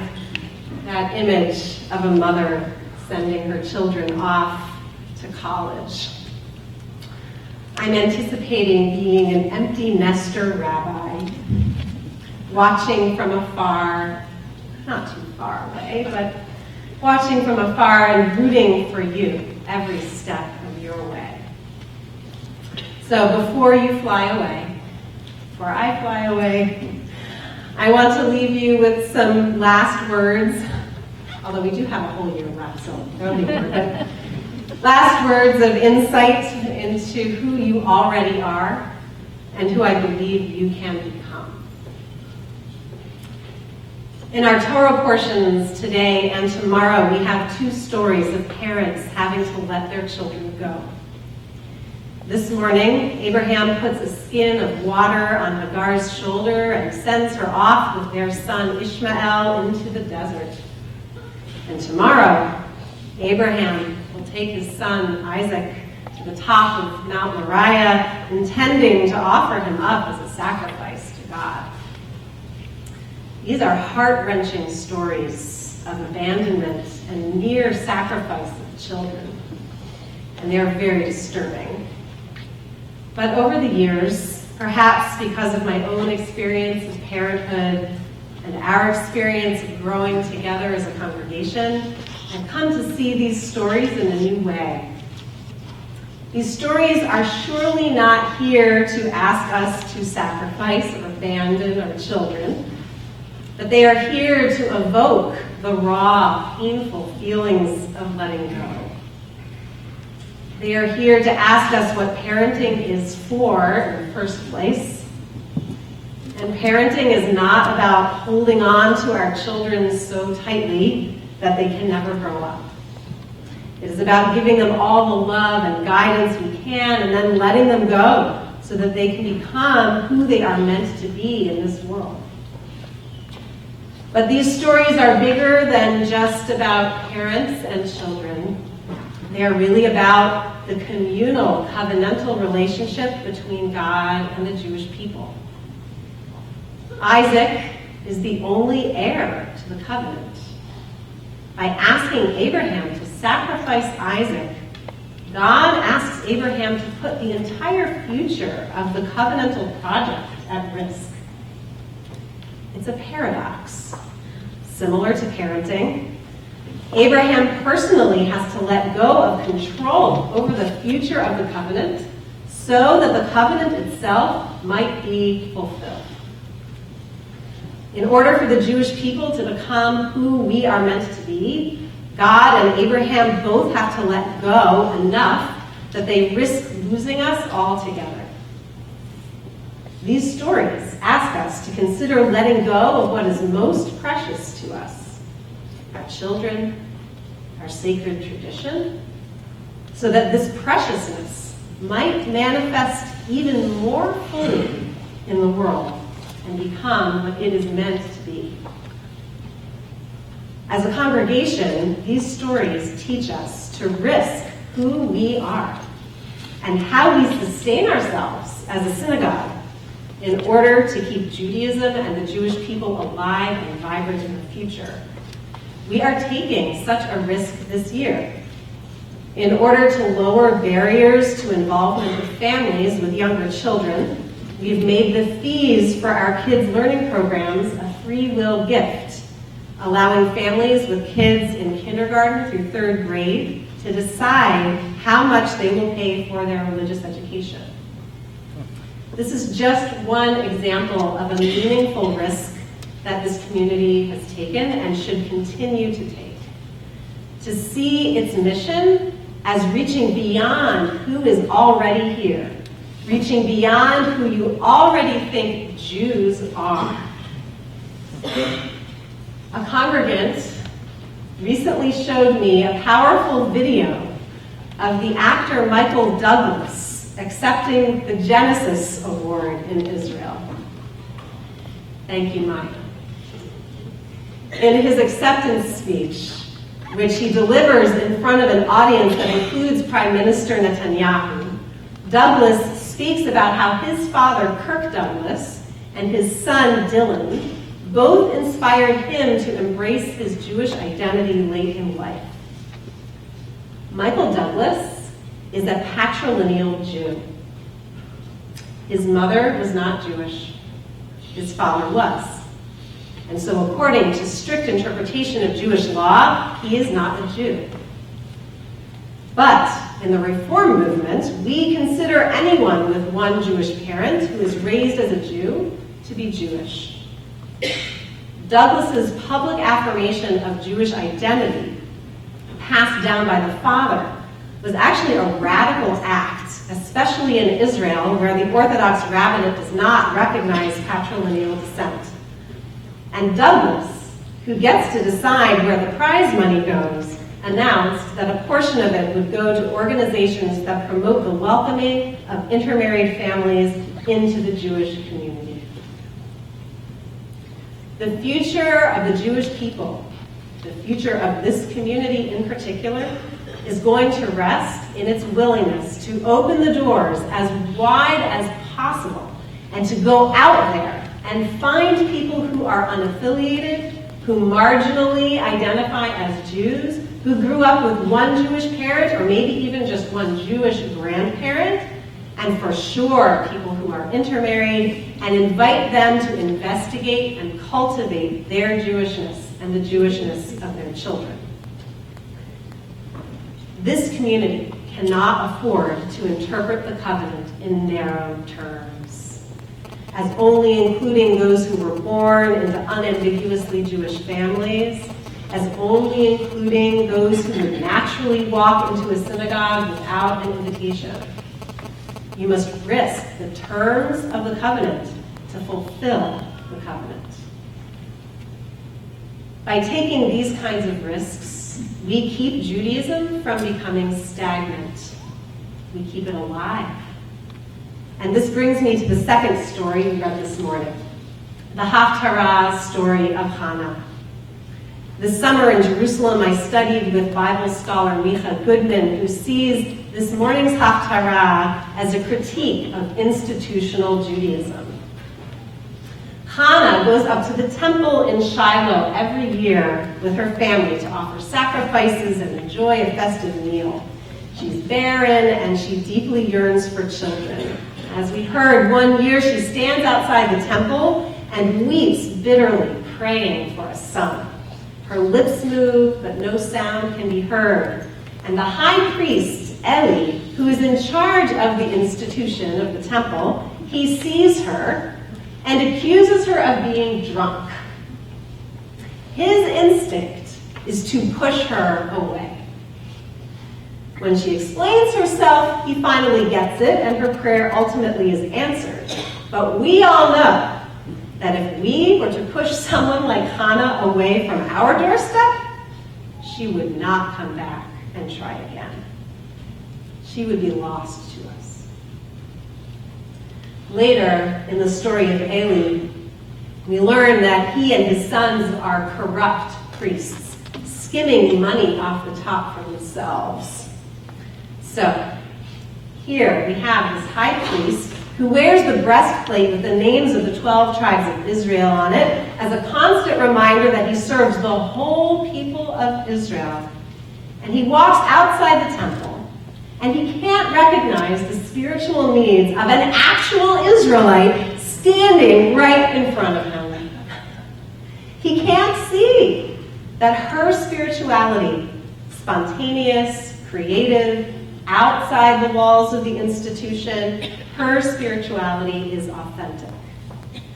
He is so focused on maintaining the institution, tending to the sacrifices, doing the things the way they've always been done, reaping the benefits of that, right? That he forgets whom he is supposed to serve and why the temple exists in the first place.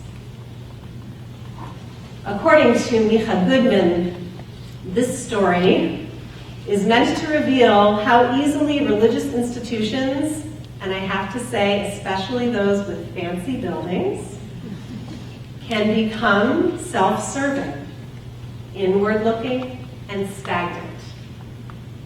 How easily we can forget that we have a larger mission beyond keeping the institution itself operating and enjoying our community as it already is.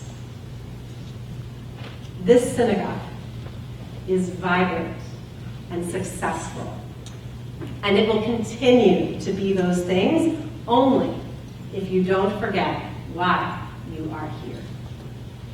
You are here to help Jews know how to be Jews and to experience how Judaism can enrich their lives. You are here to meet people's actual spiritual needs, to respond to where they are, and to take them further through Torah study, through prayer and music and other forms of spiritual practice, through celebrating Shabbat and holidays. You are here to make Judaism live and breathe, to get creative and let in new ideas. You are here to make Torah speak to your lives and to make it touch the world by taking on difficult issues and engaging each other in bold acts of social justice.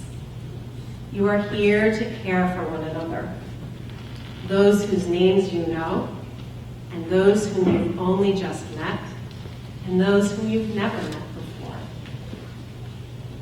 You are here to see the person standing outside, trying to connect, and to help them feel part of something larger.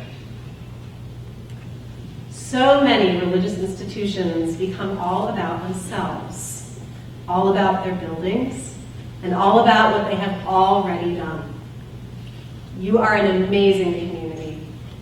You already know how to push the boundaries on what is possible.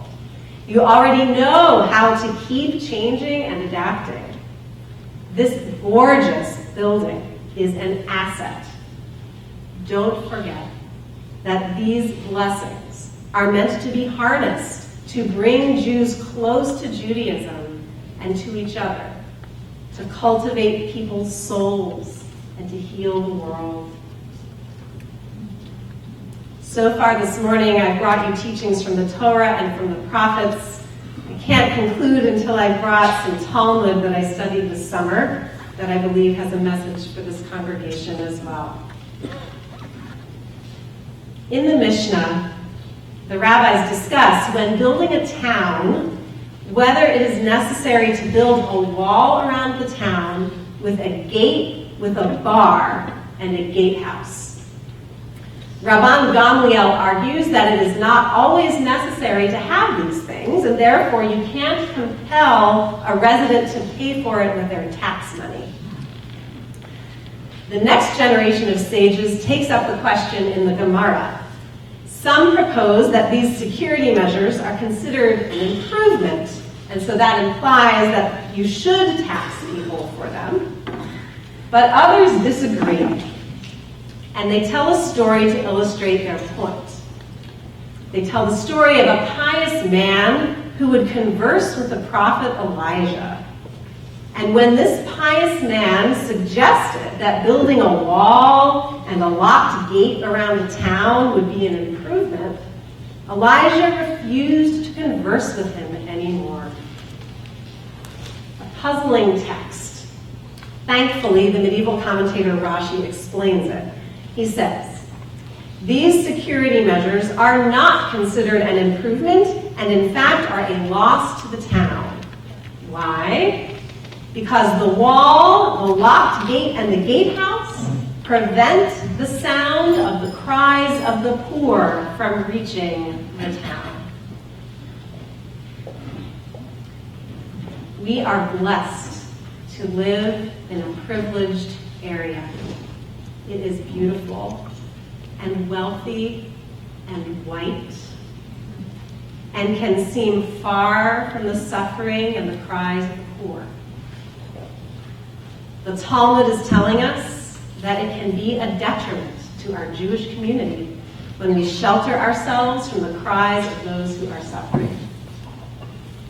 In fact, there are people in need in our very congregation, in our own little towns, in the prisons just down the road, and in the cities surrounding us. But Elijah is telling us it is harder to be a good Jew out here. We can collect tzedakah, we can do mitzvah projects and teach our kids about tikkun olam, and we must do that. But it takes a larger effort for us to move out of our safe, peaceful communities to the places where we can hear those cries. And we do that here. And this effort must continue to be at the heart of this congregation that has, as its name, Road Faith 7, Seekers of Justice. 8 years ago today, I stood here and gave my first Rosh Hashanah sermon in this community. I spoke about this beautiful ark, which has really become a Jewish text for me over the years. I want to conclude this morning with one more commentary on this text. About 6 years ago, our family made a pilgrimage, and I would call it a sacred pilgrimage, to Mass Mocha to see the LeWitt wall drawing retrospective. I really had a religious experience there. There is a segment of that exhibit with a wall drawing with the same colors and a similar concept to this ark. We stood in front of it, and I remarked to our daughter Amina, who was about 4 years old at the time, "Look, Amina, do you recognize that? It's the same colors that we have on our ark at home in our synagogue." I was so excited for her to see the connection. I couldn't wait to hear her reaction, which was, "Ima, those aren't the same colors as the painting in our synagogue." Boy, was I confused. "What do you mean, Amina? Of course it is." And she said, "No, Ima, it's missing a color. It doesn't have the gray." I had never noticed that this ark has a gray color in it. But Amina had noticed. This ark, this unique place, had already made a distinct impression on her. This place, here I go, and all of you have made a deep impression on me and on my family. And we will be carrying so much with us across our river to wherever we are going next. I believe, and I will say with all humility, never having met the man, that this community embodies what Saul LeWitt created in this piece. The covenant, the Jewish people, the Torah, are really forms of conceptual art. The concept lives on long after the artist himself is gone.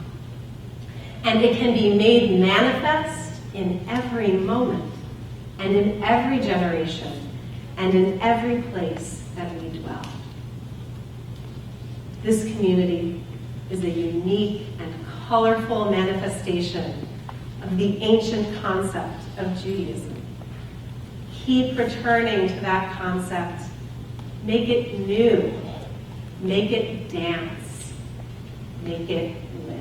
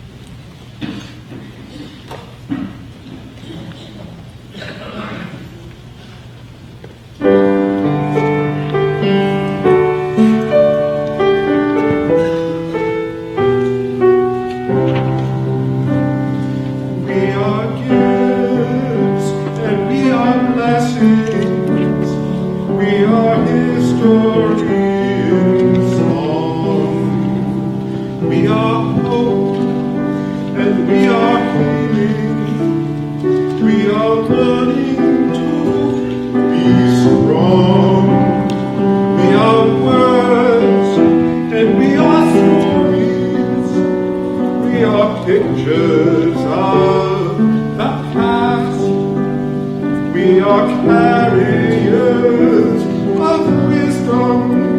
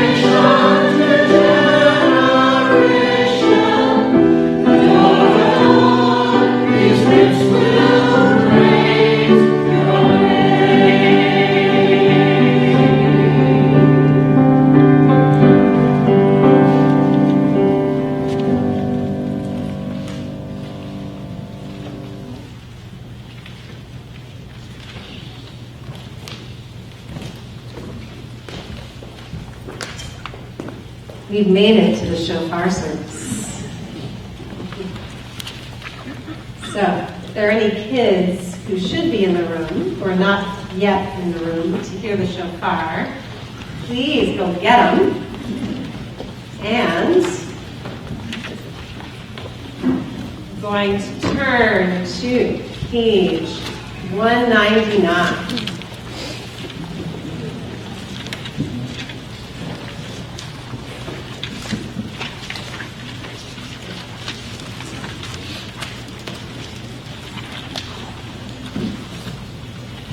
According to Rabbah, the Holy One said, on Rosh Hashanah, recite before me words of Malchuyot, sovereignty, Zichronot, remembrance, and Shofarot, sovereignty, so that you may acknowledge me as ruler over you.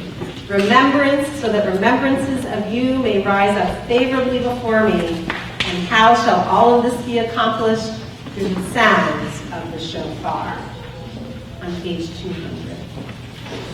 Please read responsibly with me. We are stiff-necked and stubborn. Teach us to bend before you. Against your right, entrenched in our own perspective, we resist your call to repent. Convinced we are self-sufficient, entrenched in the illusion of control, we resist your call to humility. Convinced we can have it all, entrenched in the dream of mastering the world, we resist your call to wake up. Today you summon us out of our arrogance, out of rigidity, fantasy, shallowness, self-deception. Teach us to bend our knees, to bow our heads before the mystery, to realize our frailty and our identity. Teach us to make you Melech, sovereign in our life, to align ourselves with your goodness and truth. We would not bow before Pharaoh. We would not bow before the Persian Lord. We would not submit to any power on earth, or give ourselves to any material thing. But we, the Jewish people, stiff-necked, stubborn to the end, today we bow before you. We rise now as we open the ark for the Grand Valenu, and we invite up Lisa Connolly and Norm Goodman to open the ark. Page 202.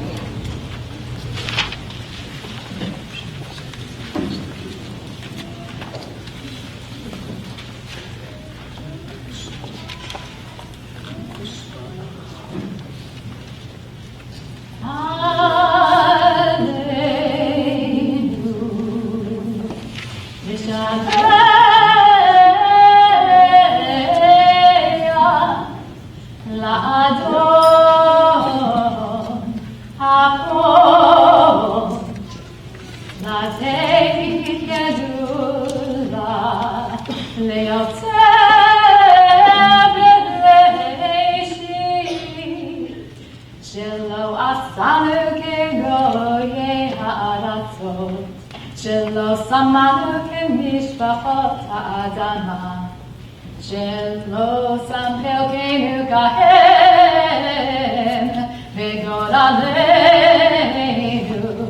ככל המונם.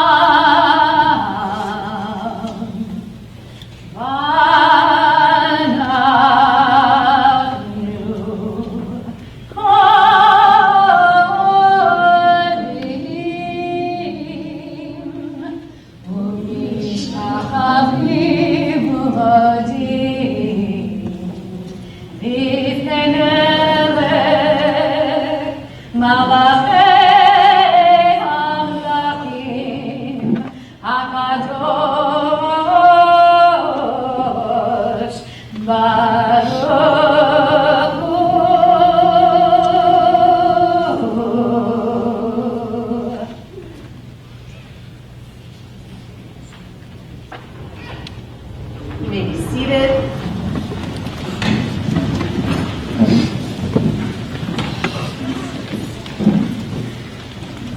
Page 203. Awake, you sleepers, from your sleep. Rouse yourselves from your slumber.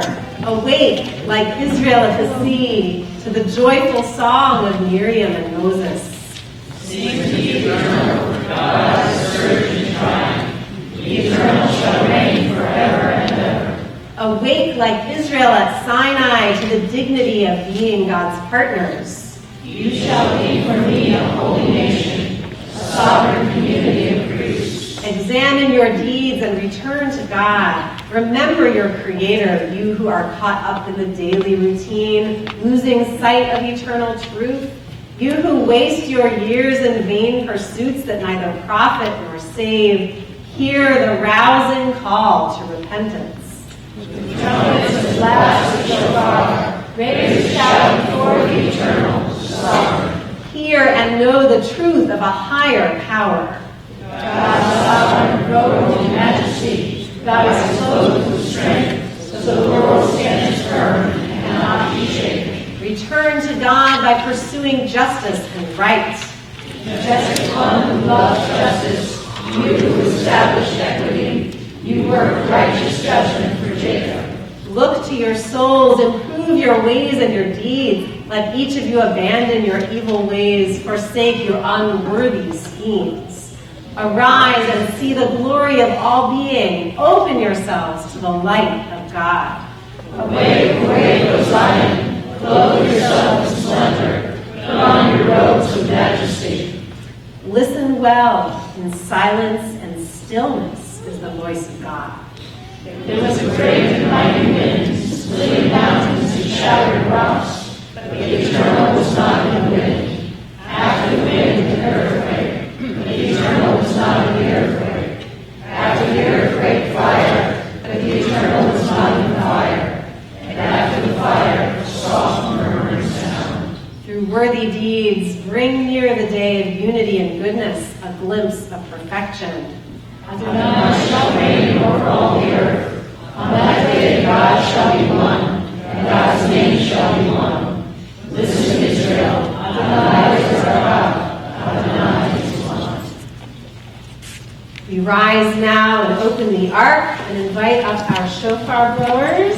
We have Joe Gister and Rita Christopher joining us up here today.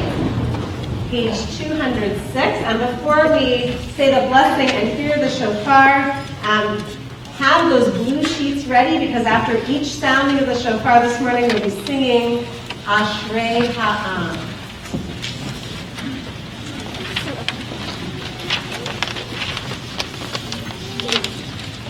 Baruch atah Adonai, Eloheinu melech haolam, asher kiddushanu b'mitzvotav, v'tzivanu lishmoa kol shofar.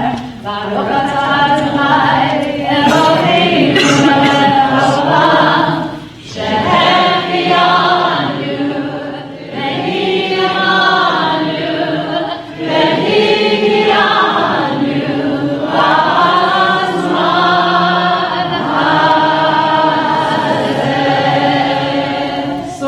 blessing, eternal our God, you fill the universe with majestic might, summoning us to hear the sound of the shofar. Source of blessing, eternal our God, you fill the universe with majestic might, giving us life, upholding the life within us, and bringing us to this time. Tekiah, Shivarim Teruah,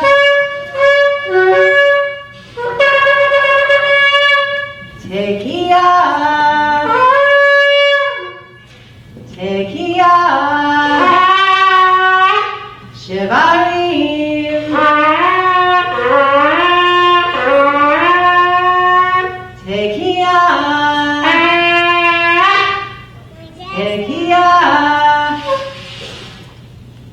Teruah.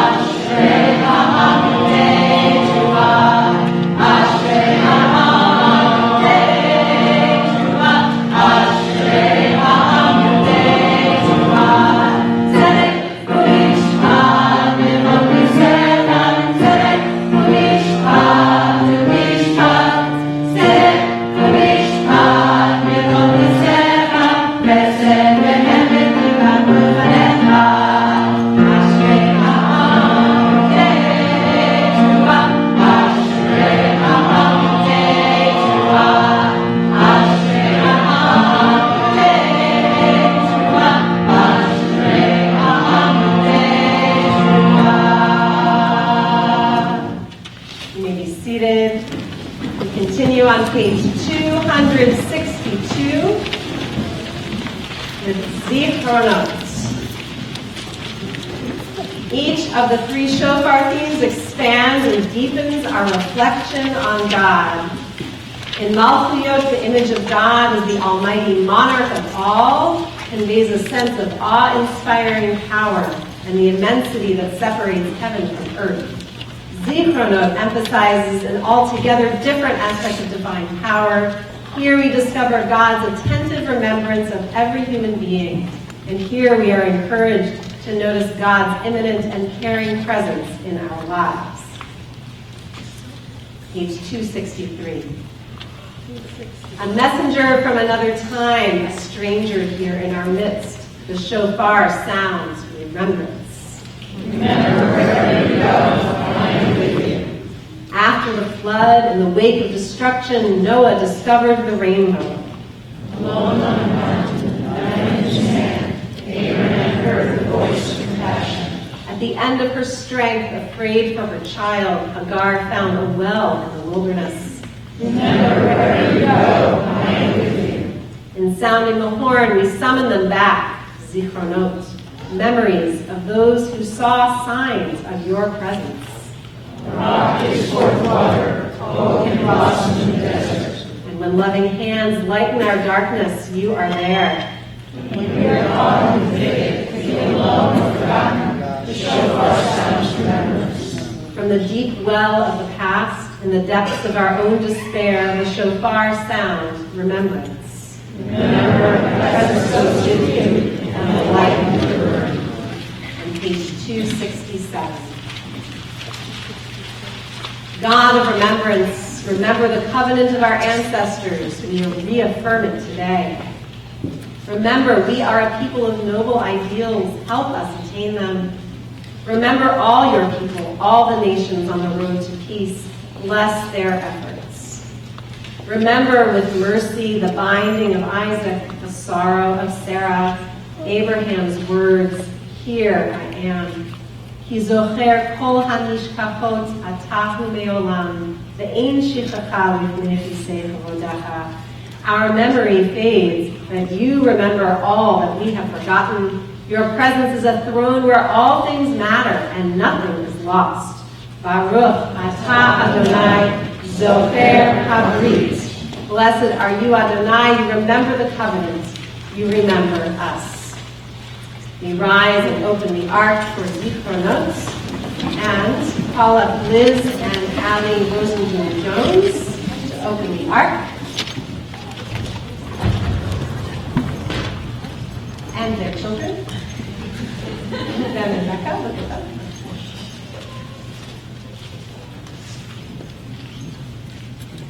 Tekiah, Shivarim Teruah.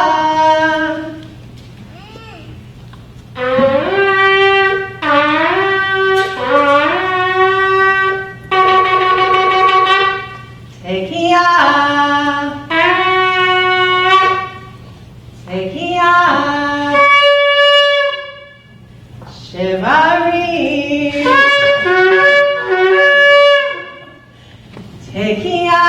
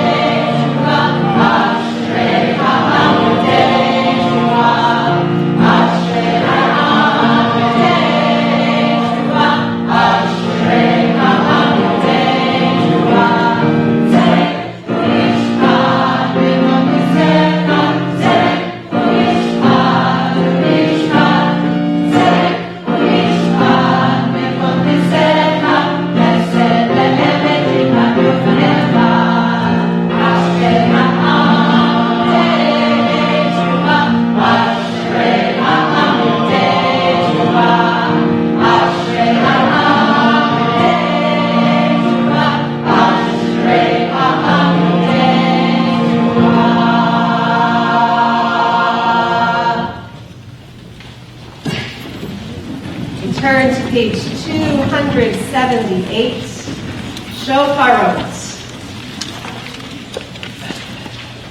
We call this final set of shofar prayers and reflections the voice of hope.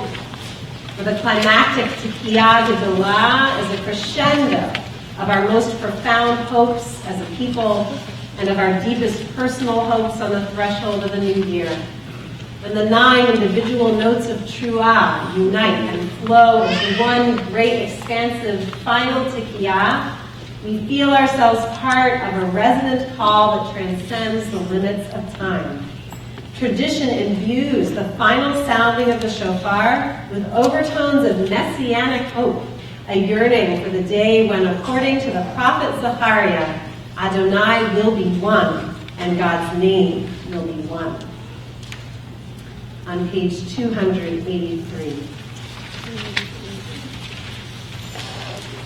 I know that poverty must cease. I know this through the brokenness and conflict in my heart. I know that protest is my most prophetic act, and that the world is longing for a new soul, a new healing moment.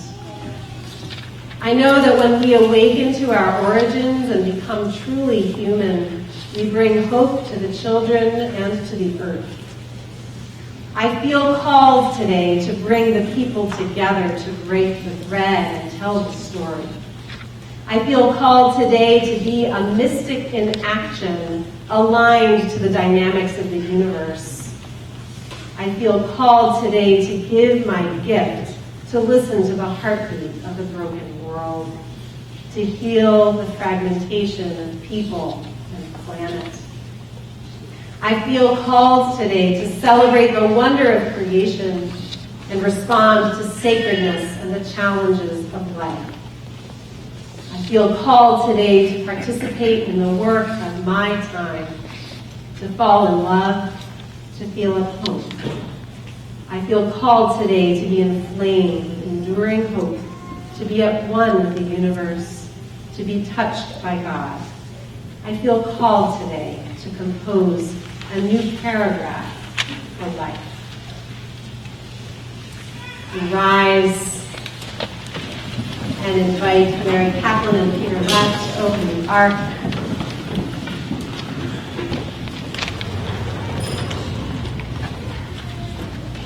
Please join me in the blessing on top of page 284.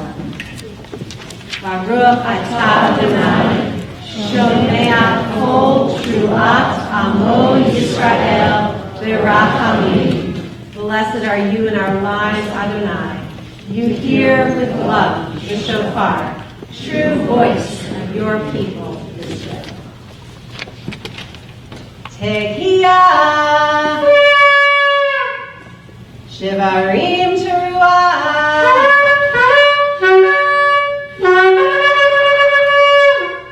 Tekiyah, Tekiyah, Shivarim,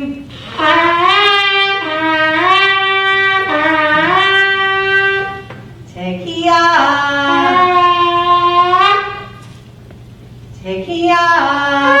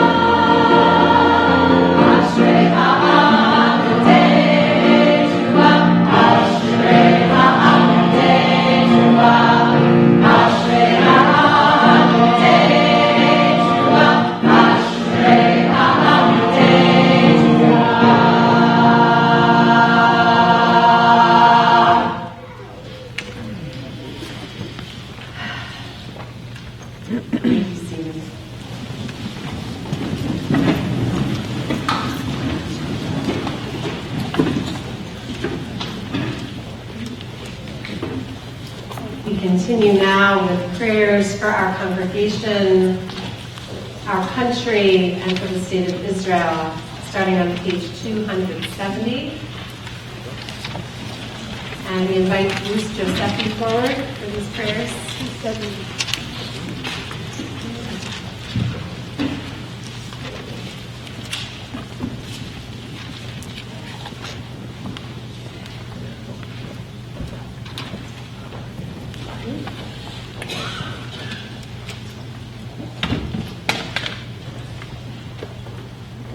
So when I was looking over these prayers and the footnotes, I saw that our friends at the Central Conference of American Rabbis did a mashup of the founding documents of our people and our country. So in that spirit, both documents made reference to people. When God gave the Torah on Mount Sinai, he gave it to Moses and the Jewish people. And the founding documents of our country made reference to we the people. So in that spirit, even though I'm standing here, I'm going to ask everyone to read together.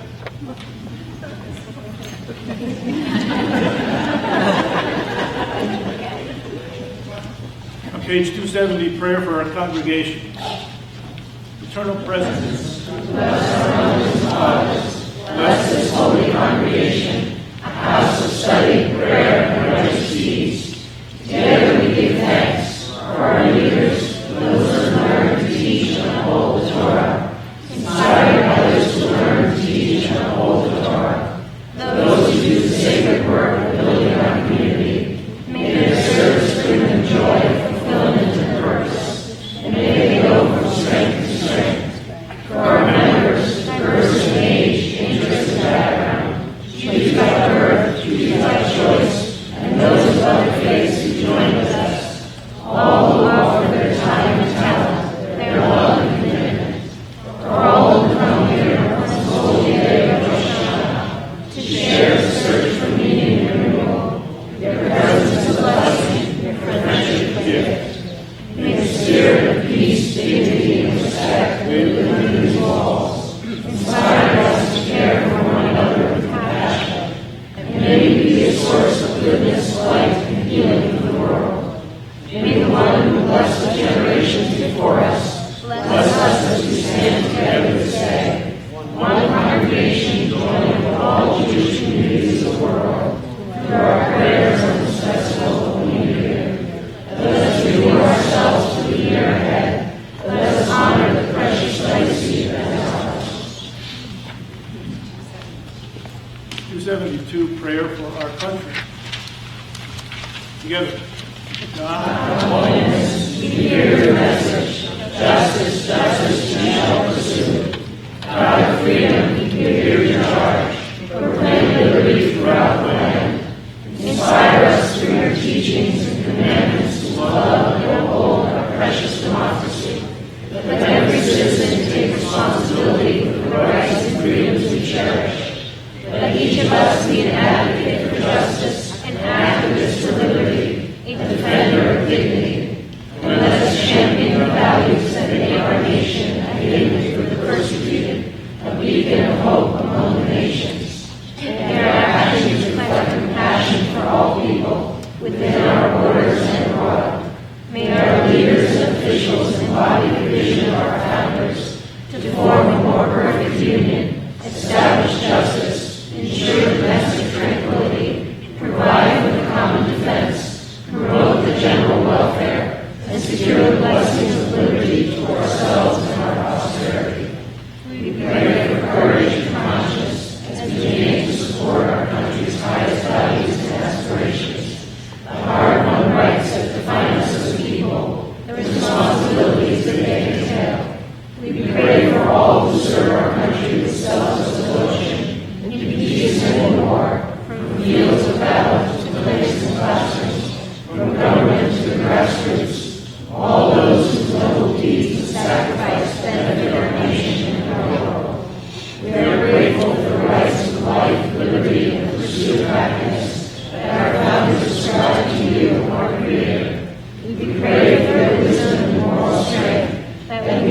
guardians of these rights for ourselves and for the sake of all people, now and forever.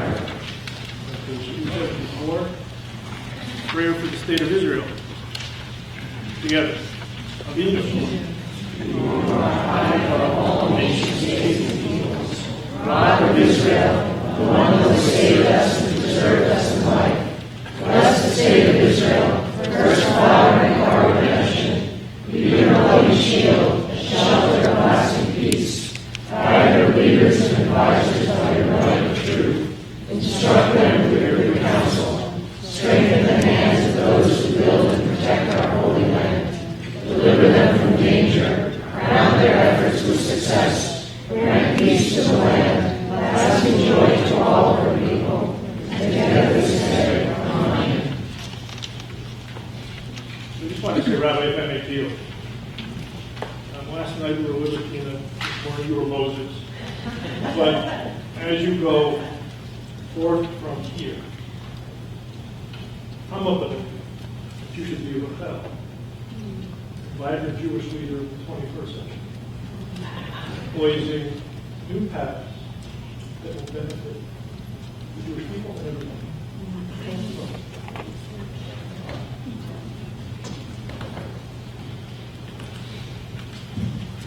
I have to share that Cantor Belinda and I are aware that this service is running a lot longer than Rosh Hashanah morning has run in the past. We are almost there. And next year, you'll figure out how to shorten it.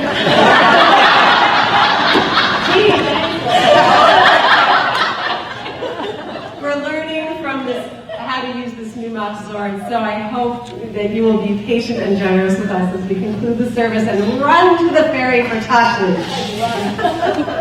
Okay, so we rise now as we return the Torah to the Ark and invite Joel and Marcy Saltzman to open the Ark, page 277.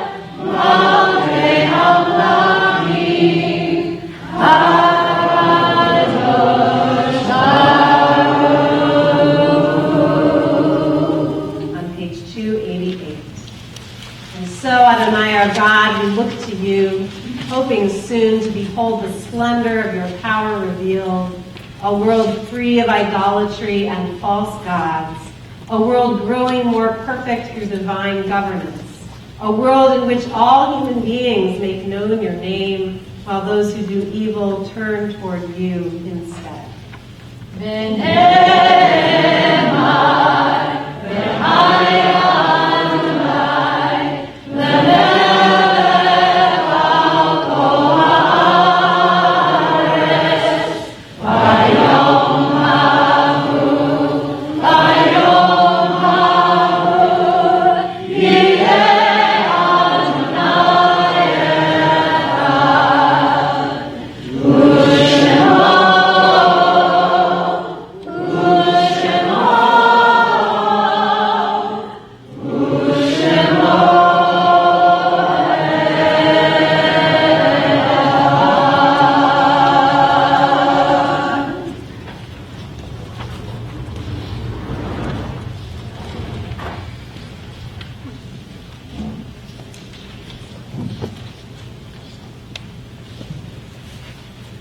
You may be seated.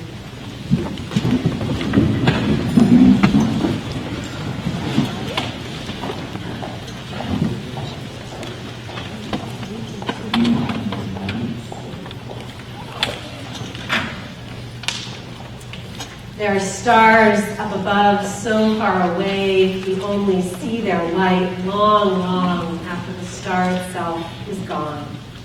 So it is with people that we loved. Their memories keep shining ever brightly, though their time with us is done. But the stars that light up the darkest night, these are the lights that guide us. As we live our days, these are the ways we remember. Our thoughts turn now to loved ones, those whom death has taken from us in recent days, and those who died at this season in years past. And our hearts open as well to the wider circles of loss in our community and wherever grief touches the human family. Zichronam livracha. May their memories be a blessing in this new year and always. We turn now to Mourner's Kaddish on page 292 and invite mourners and those who wish to join them to please rise.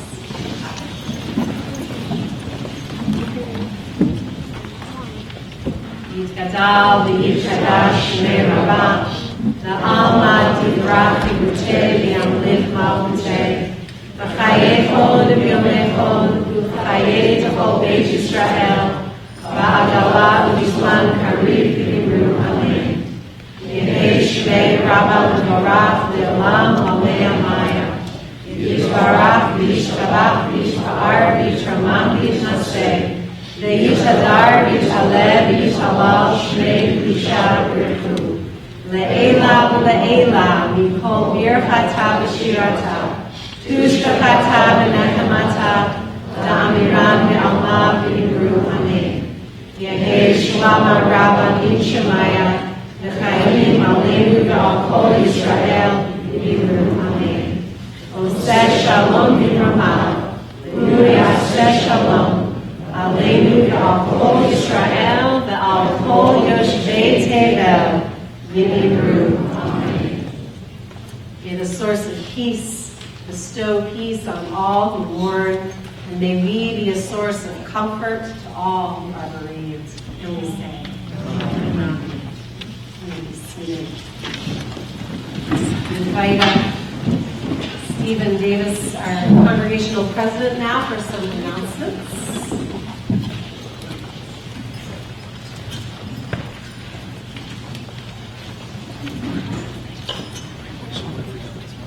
Shana Tova. All of you joining with us in this sacred space, and also to those watching on live stream. You have before you a brochure, or hopefully you picked one up with all of the information about upcoming holidays. You'll know that we have a burst of holidays. That's what we do this time of year. So that we have a burst of services and wonderful things to come to. Before I just go through a few of them, I did want to, first of all, thank our wonderful choir. It's just so moving to hear the work that you do. Thank you so much.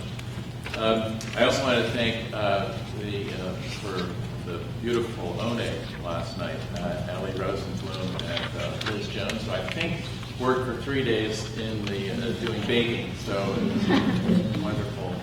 Thank you so much. I also want to make sure everyone takes a good long look at the beautiful artwork on Main Street. And Linda Pinn has been our curator and our art director for that. Did a wonderful job, and it is actually called Becoming.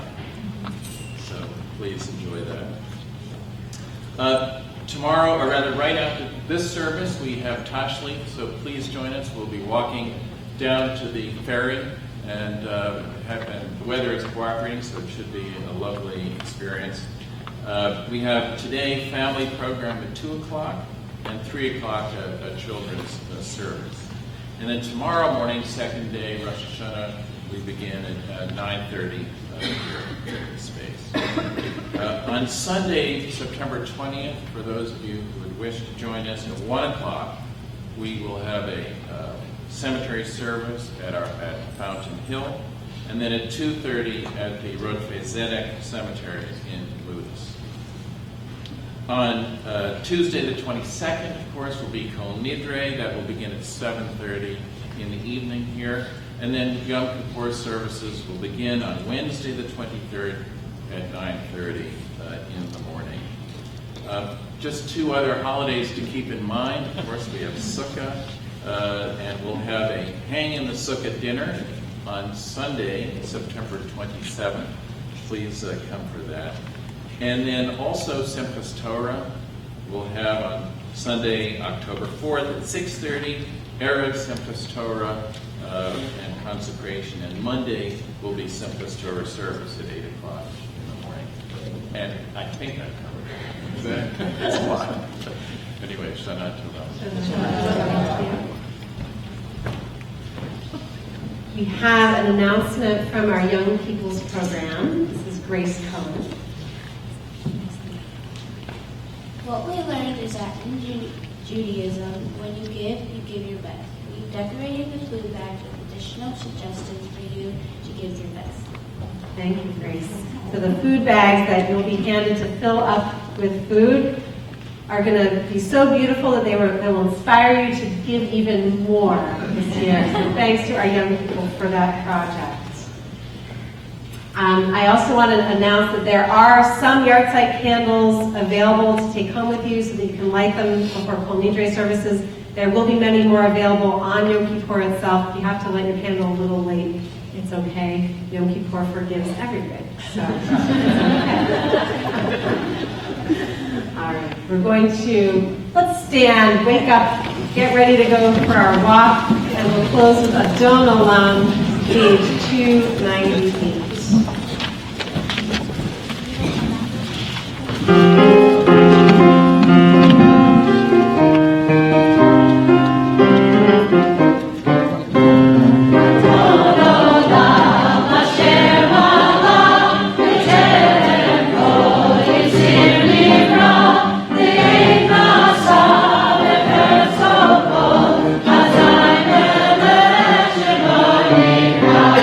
La